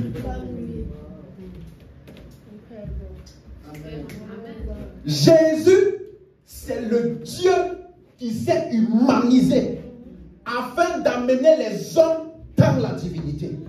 Jésus, c'est le Dieu humanisé afin de diviniser les hommes. Jésus, c'est Dieu qui est sorti de Dieu pour devenir homme afin de prendre les hommes pour les amener dans Dieu. On appelle ça l'union de l'humanité et la divinité en un. La nouvelle race donc qui était engendrée de la mort. Si quelqu'un est en Christ, il est une nouvelle création. Pas l'amélioration de l'ancienne création. Non. Nouvelle création. Quand on dit création, là, ça veut dire que ça ne ressemble à rien de ce qui existait avant. Quand on dit que Dieu a créé Adam, ça veut dire que avant ce moment-là, il n'y avait aucun homme nulle part. Il y avait déjà des créations de Dieu, mais Adam là, son type là, n'était nulle part trouvé ailleurs. Est-ce que tu comprends? Donc ça veut dire que maintenant, quand on dit que toi et moi, nous sommes une nouvelle création, il y a déjà des créatures de Dieu sur la terre. Il y a déjà des hommes. Mais le type d'homme que toi et moi, on est là, c'est un type d'homme qui n'a jamais existé avant. Ce n'est pas une amélioration. Dis avec moi, dans son incarnation, il est devenu comme nous. Mais dans sa résurrection, nous sommes devenus comme lui. C'est ça la nouvelle naissance. Donc, quand est-ce que la nouvelle naissance a-t-elle été possible? Après ça, personne n'aurait pu être né de nouveau avant que Jésus ne soit ressuscité. Et personne n'aurait pu être fils de Dieu avant que Jésus ne soit ressuscité. Parce que pour qu'il y ait les fils de Dieu, il faut qu'il y ait le premier-né. Il faut qu'il y ait le modèle. Comme il ne peut pas avoir un gâteau sans le moule. Pour que tu puisses faire une multiplication de tous ces gâteaux-là, tu dois avoir d'abord l'autre moule, c'est qui? Alléluia. Tu vois, non? Amen. Donc, quand tu le vois, tu te vois. Amen. C'est ça qu'on appelle né de nouveau, né de l'esprit, né de Dieu. Donc, l'église, c'est ceux qui sont nés de nouveau, ou nés de Dieu, ou nés de la mort. Ta nouvelle naissance est la preuve que tu as vaincu la mort. Ta nouvelle naissance est la preuve que tu ne peux plus jamais aller en enfer. Pourquoi? Parce que c'est une naissance de l'enfer. Si l'enfer pouvait te retenir, tu serais resté là-bas. Mais le fait que tu es né de nouveau, c'est parce qu'en fait tu as triomphé de ça. Et quand Jésus est sorti, il n'est pas sorti seul. Tu es sorti avec lui. Donc, frère, le premier lieu de gloire de l'église, c'est l'enfer. Suis-moi, tu n'as pas compris. Le premier lieu de gloire de l'église, c'est l'enfer. Parce que quand nous on regarde ça, on regarde de ce de quoi on a vaincu. Ce de quoi on est sorti. Et ce qu'on a vécu. Donc à chaque fois que tu entends enfer, réjouis-toi. Pas aie peur, réjouis-toi. Parce qu'on te rappelle le lieu de ta victoire. Aïe, baba. Tu as compris ça? Je bâtirai mon église. Et les portes du séjour des morts ne prévaudront point. Et bien aimé, à son époque, quand Jésus a dit ça, il n'y avait encore aucune église de Jésus. Mais par sa résurrection, il est devenu la tête, la source du corps de l'Église. Et donc, tous ceux qui sont membres de l'Église de Christ sont également nés de la mort. Donc, tu n'essaies pas de vaincre la mort. C'est trop tard. Amen. Revenons dans Hébreux 12.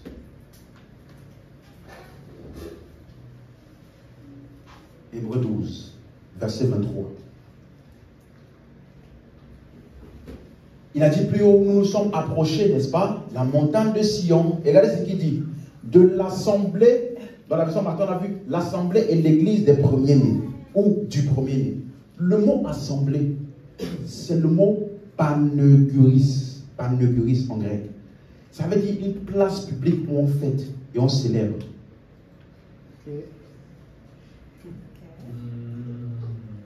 Place publique où on célèbre. Donc vous vous êtes approché d'où? Du lieu de festivité. Tu m'as suivi? L'assemblée, là, ça veut dire lieu de festivité, où on fête, où il y a de la joie. Pourquoi? Pourquoi? Du premier-né, l'assemblée où elle est comment?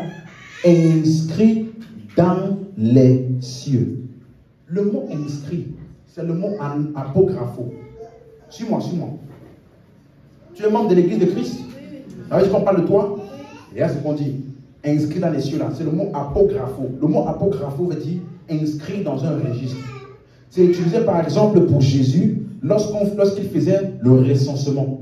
Regardez, Luc 2, verset 1. En ces temps-là, parut un édit de César Auguste ordonnant un apographo, recensement de toute la terre. Verset 3. Tous allaient se faire apographo, inscrire dans chacun dans sa vie. Tu vois? Ça veut dire écrire dans un registre. Inscrire dans un registre. Verset 5. Afin de se faire inscrire avec Marie, sa fiancée qui était enceinte. Donc, c'est utilisé pour un recensement. Suis-moi, suis-moi. C'est utilisé lorsque les personnes sont comptées.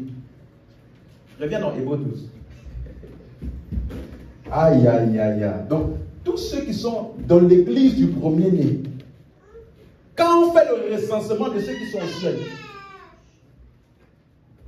quand on fait le recensement de tous ceux qui sont comptés dans le ciel, tu en fais partie.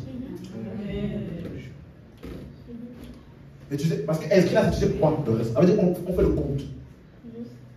Quand on fait le compte de tous ceux qui sont aux cieux, tu en fais partie. Donc, ton objectif ne doit pas être quoi? Aller au ciel. En fait, tu y es déjà. Quelqu'un a compris ça? Donc, en fait, chacun de nous, nous sommes déjà membres à part entière des cieux. Amen. Ce n'est pas notre objectif, c'est là où on est. Amen, amen. Vous suivez? Et il a dit, le recensement se fait où? Dans les cieux. Le mot cieux, c'est le mot quoi? Epouranios, immatériel, non visible, non matériel, le ciel. Donc, les cieux là, ça veut dire inscrit dans l'immatériel, enregistré dans l'esprit. Donc, c'est pour cela que le prochain mot, revenons Hébreux 12, verset 23, inscrit dans les cieux du juge qui est le Dieu de tous, suivez-moi, des esprits des justes, parvenus à la... De quoi parle-t-il? Les esprits des justes, parvenus à la... Pour comprendre ça, revenons juste un chapitre en arrière. Hébreux 11, 39. Vous allez comprendre. Tout cela, c'est qui? Par la foi, Abel, Abraham, Noé, Jacob. Ensuite, tous les saints de l'Ancien Testament, on dit quoi?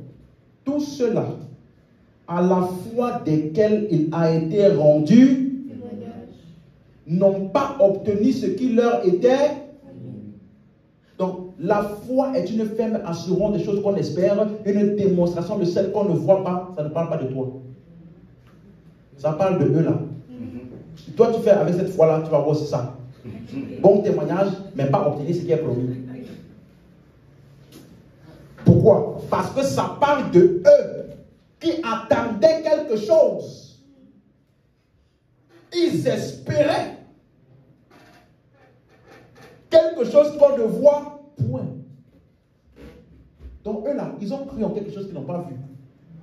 Et qui n'était pas encore là à leur temps. La suite, verset 40 maintenant. Dieu, ayant quelque chose de comment? Meilleur pour nous. Afin qu'il ne parvinsse pas sans nous à la perfection. C'est le même mot, parvenir à la perfection. Donc ça veut dire que les anciens là, il y a quelque chose qu'ils attendaient. Et malgré qu'ils avaient cru et avaient été justifiés, ils n'étaient pas encore amenés à la perfection. Quelqu'un suit ça? Oui. Donc ça veut dire quoi? Amener à la perfection. Regardons ça rapidement. Je vais revenir ici. Parvenir à la perfection, c'est le mot grec téléio. Téléio. Dans le livre d'Hébreux, c'est utilisé. Dans Hébreux 2, verset 10 par exemple. Il convenait en effet que celui pour qui et par qui sont toutes choses et qui voulant conduire plus à la gloire beaucoup de fils, éleva à la perfection par les souffrances du prince de leur salut. Donc c'est utilisé pour parler de qui? Jésus et son œuvre. C'est la même chose que tu vas voir dans Hébreux 5, verset 9. Hébreux 5, verset 9. Qui, après avoir été élevé à la perfection, est devenu pour ceux qui lui obéissent l'auteur d'un salut éternel. Donc, chaque fois que c'est utilisé, ça parle de Jésus et de son sacrifice. Ça ne parle pas de sans péché. Okay. Quelqu'un suit ça? Ok. Hébreux 7, verset 19. Car la loi n'a rien amené à la perfection et introduction d'une meilleure espérance par laquelle nous nous approchons de Dieu. Verset 28. En effet, la loi établit souverain sacrificateur des hommes sujets à la faiblesse. Mais la parole du serment qui avait été fait après la loi établit le Fils qui est parfait pour l'éternité. C'est clair? Ensuite, pour Jésus, Hébreux 10, verset 1. En effet, la loi qui possède une ombre des biens à venir, non l'exacte représentation des choses, ne peut jamais, par les mêmes sacrifices qu'on offre perpétuellement, amener les assistants à la... Quelqu'un voit? Verset 14. Car par une seule offrande, il a emmené à la perfection pour toujours ceux qui sont... Donc, amener à la perfection ou perfection, dans l'original, ça parle de l'accomplissement d'une tâche. Lorsqu'une tâche a été accomplie ou réalisée. Donc, quand on dit dans Hébreux 11, 40, qu'il ne pouvait pas parvenir à la perfection, ça veut dire qu'il y a une tâche qui n'avait pas encore été accomplie ou réalisée. Quelqu'un suit? Donc, Abraham, Moïse, Jacob avaient cru, mais il y a une tâche qui devait être accomplie. Voilà pourquoi il ne pouvait pas encore parvenir à la perfection. Donc, de quelle tâche s'agissait-il? Qu'est-ce qu'il lui avait été donné? Parce que ce mot accompli, là, regardez, acte 20, 24. Je ne fais rien de mal. Je ne fais cas de rien, et ma vie ne m'est point précieuse, pourvu qu'avec joie, j'achève ma course. Donc, il y a quelque chose qui devait être quoi? Achevé. Quelqu'un suit ça? Donc, malgré qu'ils ont cru, ils ont été appelés quoi? Juste, saint. Mais, il y a une tâche qui devait être accomplie, achevée. Voilà pourquoi ils ne pouvaient pas parvenir à la perfection. Donc, la foi pour eux là, ce n'est pas la même chose que pour nous.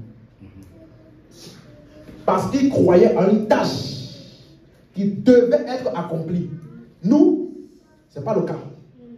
Donc, de quelle tâche s'agissait-il et de qui s'agissait-il? Hébreux 12, verset 2. Gardons les yeux fixés sur qui? Jésus. Sur Jésus. qui nous a ouvert le chemin de la et qui la porte à la. Donc ils attendaient qui? Ils attendaient le sacrifice de Jésus qui devait donc amener les esprits des justes à la perfection. Alléluia. Quelqu'un comprend?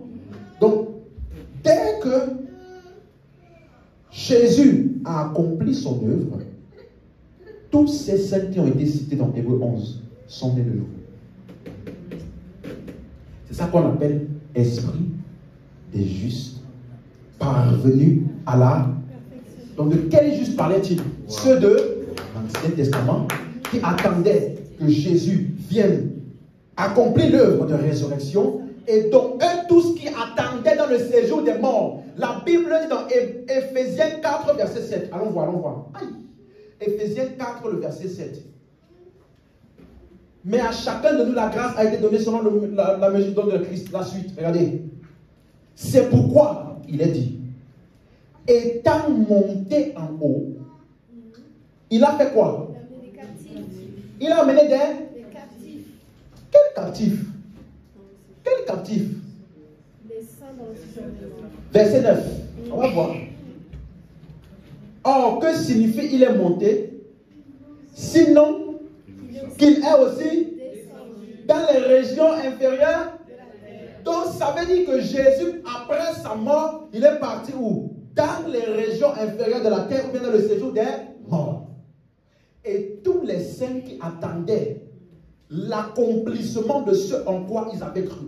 Qu'est-ce qu'ils attendaient? Quelle est la tâche qui devait être achevée? Acte 13, verset 32. Quelqu'un suit? Acte 13, verset 32.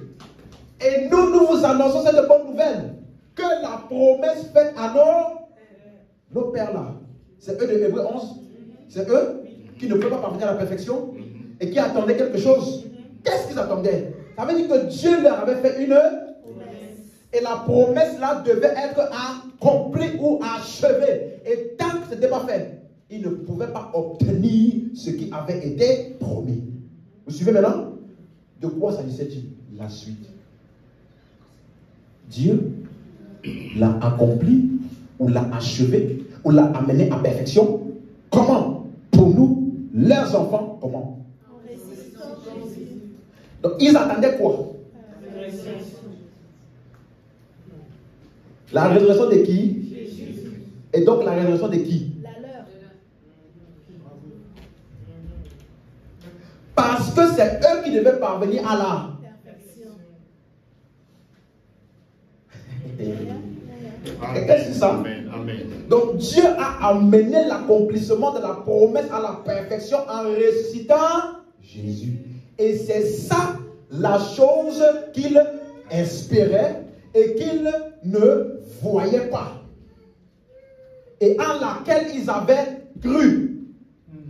Donc Abraham savait qu'un jour, il devait sortir du séjour des morts. Amen. Abraham savait. Voilà pourquoi la Bible dit il vivait sur la terre comme en pèlerinage. Donne-moi Hébreux 11, verset 17. Tu vas voir quelque chose. On dit il vivait comme des étrangers. Attends, laisse-moi te donner le bon verset.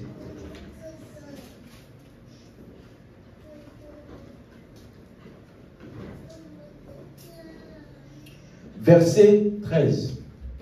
En parlant de Abraham. On dit, verset 10 d'abord. C'est ça. Verset 8. Non, parce qu'il faut que tu aies le contexte. Sinon, je vais te donner un verset comme ça. Regarde le contexte. C'est pas la foi que qui? Abraham. Lors de sa vocation, obéit et parti pour un lieu qu'il devait recevoir en... Retiens bien ça. Un lieu qu'il devait recevoir comment? Donc ça veut dire que s'il arrivait au lieu là, il ne devait plus rien chercher, n'est-ce pas? Parce qu'il devait obtenir ce en quoi il avait cru. Donc on dit que s'il y a un lieu qu'il devait recevoir en héritage et qu'il partit sans savoir où il allait, la suite. Regardez ceci. c'est pas la foi qui vient s'établir où? Dans la terre promise. Comme dans une terre comment? Étrangère. C'est ça. Mais je pensais que la terre promise Canaan, c'était ça que Dieu lui avait promis. On dit qu'il est entré dans la terre promise et qu'il s'est comporté là-bas comme un étranger. Hein? Il n'a même pas construit de maison. Non. Il habitait sur quoi? Des tentes. Quand tu fais une tente là, c'est pourquoi? Parce que tu vas bouger. Tu vois?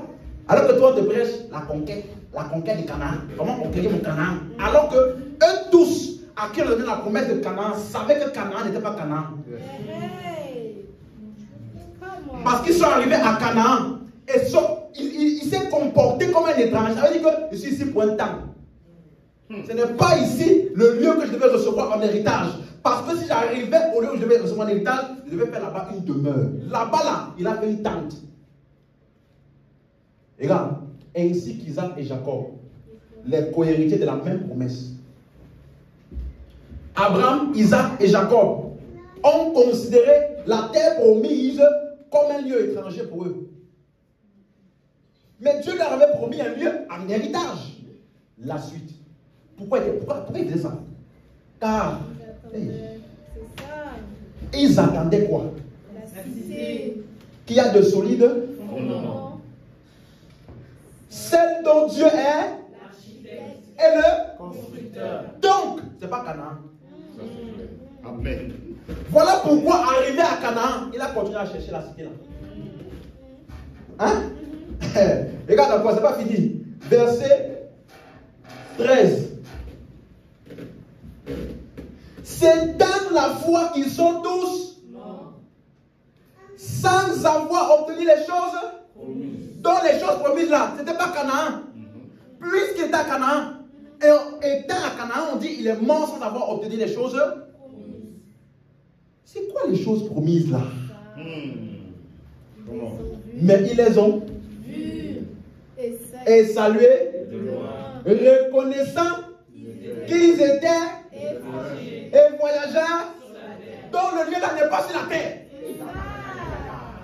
Est-ce que tu comprends? Donc il y avait une terre promise qui n'était pas sur la terre. Ah, yes. Quelle terre? Hébreux 12, 22. Ah. Quelle cité?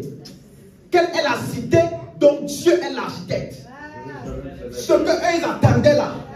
Vous vous êtes approchés de la montagne de Sion, de la cité qu'Abraham cherchait, de la cité qu'Abraham attendait. Amen. Est-ce que tu comprends? Donc, Hébreux 11 te donne le récit de tous ceux qui attendaient la résurrection de Jésus, qui devait les introduire dans Sion, la Jérusalem céleste, Alléluia. la cité de Dieu. Ça là, ça a été possible parce qu'au verset 2 de Hébreux 12, et elle regarde ce qui dit Jésus, l'auteur et le perfectionneur de la foi, Alléluia. ayant accompli son œuvre, il a maintenant amené tous ces gens-là à la perfection. Donc quand Jésus est sorti du séjour des morts, il n'est pas sorti seul. Il est parti après les 3 jours et 3 nuits. Il est parti dans ce qu'on appelle le sein d'Abraham. Le sein d'Abraham, c'est tous ceux qui ont cru en la promesse comme Abraham. De qui s'agit-il? Tous ceux-là. Est-ce que vous suivez? Amen. Et donc, voilà pourquoi Matthieu 27, 51. Quelqu'un suit bien? Amen. Hey. Voici le voile du temple se déchira en deux, depuis le haut jusqu'en. La terre trembla, les rochers se fendirent. La suite. Ouh. Les sépulcres. C'est quoi sépulcre? Tombeau. Ok. Et plusieurs Corps des saints. corps des saints. Quels saints? Qui étaient étaient morts. Donc, les saints qui étaient morts, qui sont ceux qu'on appelait saints avant la résurrection de Jésus? Ceux qui ont été justifiés par la foi et la promesse. Tous ceux qui avaient cru La promesse. en la promesse de la résurrection de Jésus. qui sont cités où? Dans Hébreux 11. Eux tous, quand Jésus est ressuscité, verset 53, étant sorti des camps, après la résurrection, ils entraient dans la ville sainte et apparurent à un grand nombre de personnes. Les esprits des justes ont été amenés à la... Ce qu'ils attendaient a finalement été accompli pour eux. Ce après quoi? La cité qu'ils cherchaient là, leur a finalement été accordée. Ils sont devenus en Christ. Alléluia. Ils sont nés de la mort comme le premier-né. Ils ont finalement été appelés fils de Dieu. Quelqu'un comprend ça? Amen. Et donc, c'est pour cela que, suis-moi, entre Abraham et Pierre, qui est né de nouveau en premier? Abraham. Wow. Amen. Tu as compris ça? Et ils sont nés de nouveau, pas comme nous. Parce qu'ils sont nés de nouveau avec un corps glorieux. C'est ça. Toi et moi, on est nés de nouveau. Mais on attend. Mais on attend la résurrection du corps. Mais eux, ils sont nés de nouveau avec le corps immortel ou le corps glorieux. Donc l'église de Christ est née de la résurrection. Il est la tête, il a versé son sang. Et suis-moi, il y a deux ascensions de Jésus.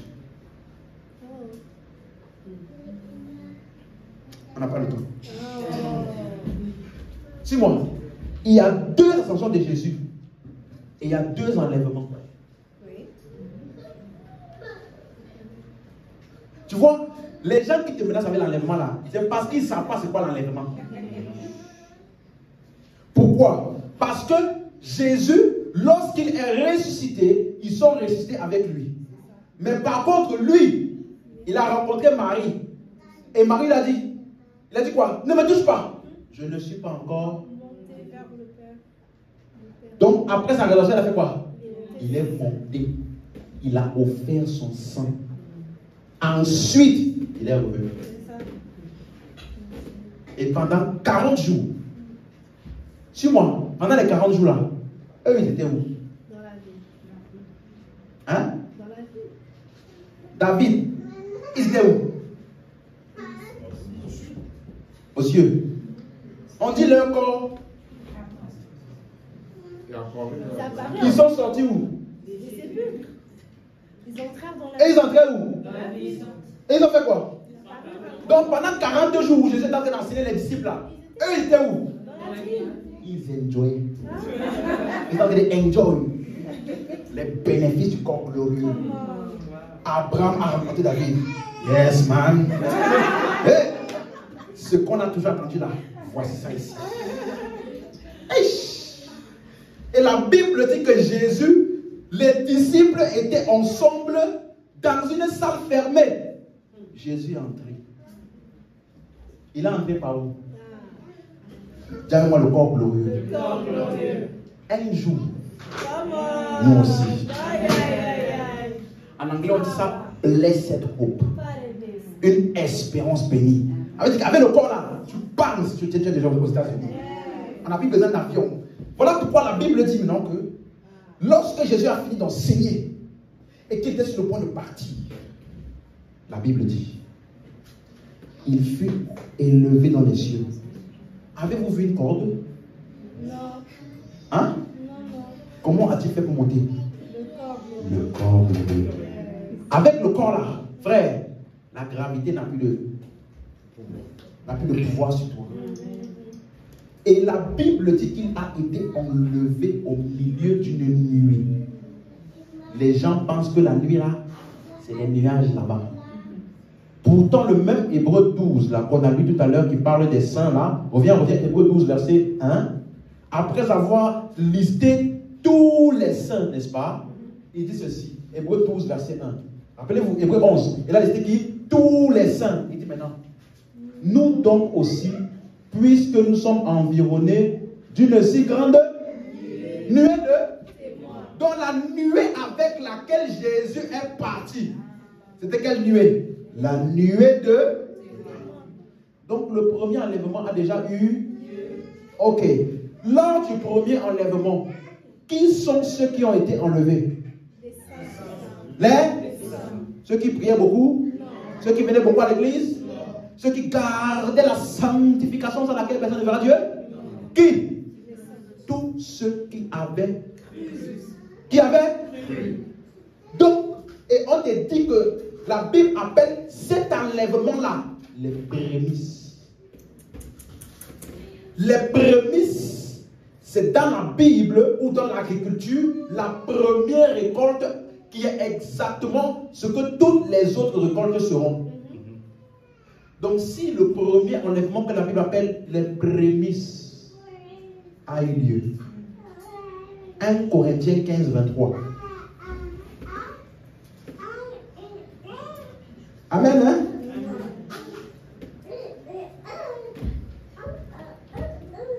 « 1 Corinthiens 15, c'est ça. Revenons au verset 22.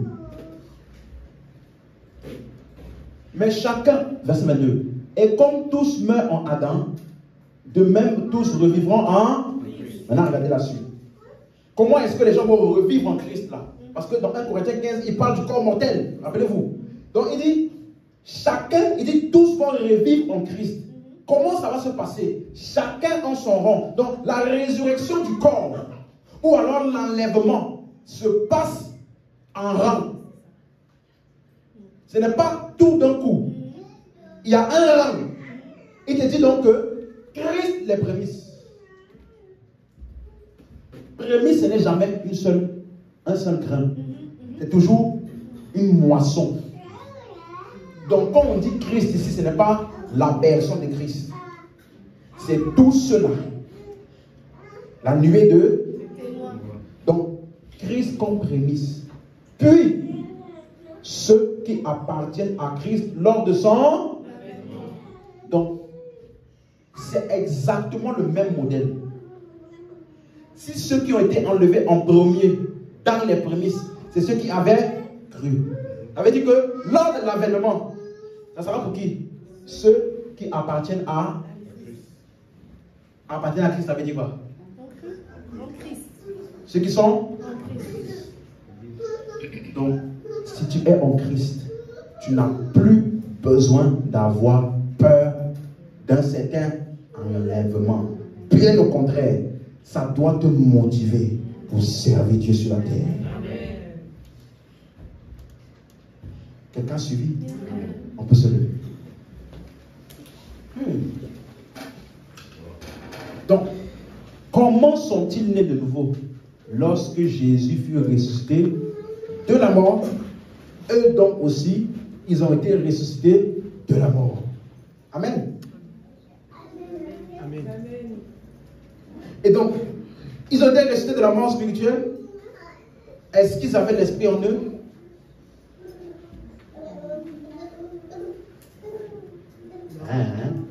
Non. Tu bégayes. Non. Ces gens-là, avaient-ils l'esprit en eux? Non. Avant la résurrection. Je dis après la résurrection. Oui, après la résurrection. Avant la résurrection, avait-il l'esprit en eux? Non. Après la résurrection, avait-il l'esprit en eux? Est-ce que c'est ça, parvenir à la perfection? Hein? C'est ça? Ok. Est-ce que les disciples sont nés de nouveau aussi.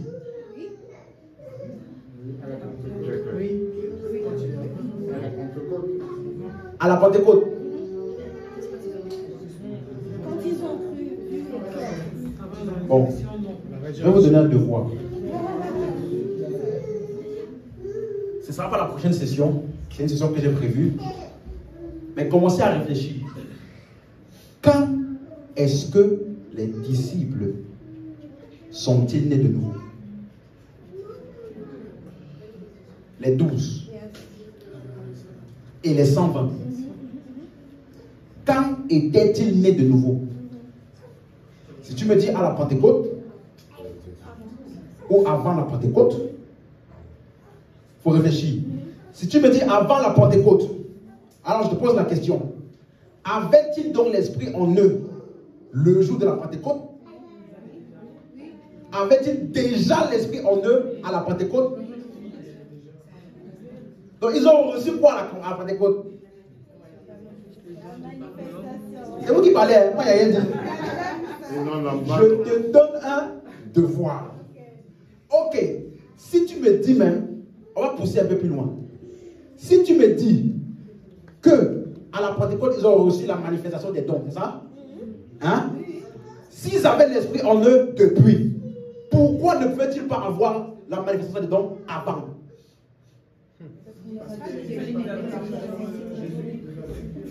Hein?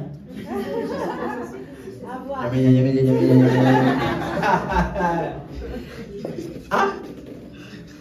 Parce que si toi et moi aujourd'hui on est de nouveau, hein? Normalement, le même jour, tu parles en langue. Tu peux. Tu as déjà l'esprit en toi. Pourquoi eux, supposément, selon certains d'entre vous, ils sont nés de nouveau déjà avant? Ils avaient déjà l'esprit en eux avant. Qu'est-ce qui les empêchait de parler en langue depuis? Pourquoi Jésus leur a demandé d'attendre? Ok, on Va réfléchir. Tourne bien ton cerveau. Parce que ça fait partie intégrante de cet enseignement. Et c'est la compréhension de ça qui va t'aider à mieux comprendre ce qui s'est passé à la Pentecôte et ce que toi et moi on est censé attendre et comment fonctionner dans ça. Ok. Tu vois? Parce que, regarde, si tu nais de nouveau aujourd'hui, frère, on n'a pas besoin de demander d'attendre. Tu es d'accord? Oui. Même les apôtres, après la Pentecôte, dès qu'ils partaient de quelque part, quelqu'un croyait, ils faisaient quoi? Ils imposaient les mains directement par la langue. Donc, pourquoi eux là, s'ils avaient cru avant, qu'est-ce qui les empêchait de parler en langue le même jour où ils ont cru? Si ils avaient cru avant, s'ils étaient nés de nouveau avant, et s'ils avaient l'esprit en eux avant, de voir. Si quelqu'un trouve la réponse, je te dis que je vais préparer un cadeau spécial pour toi.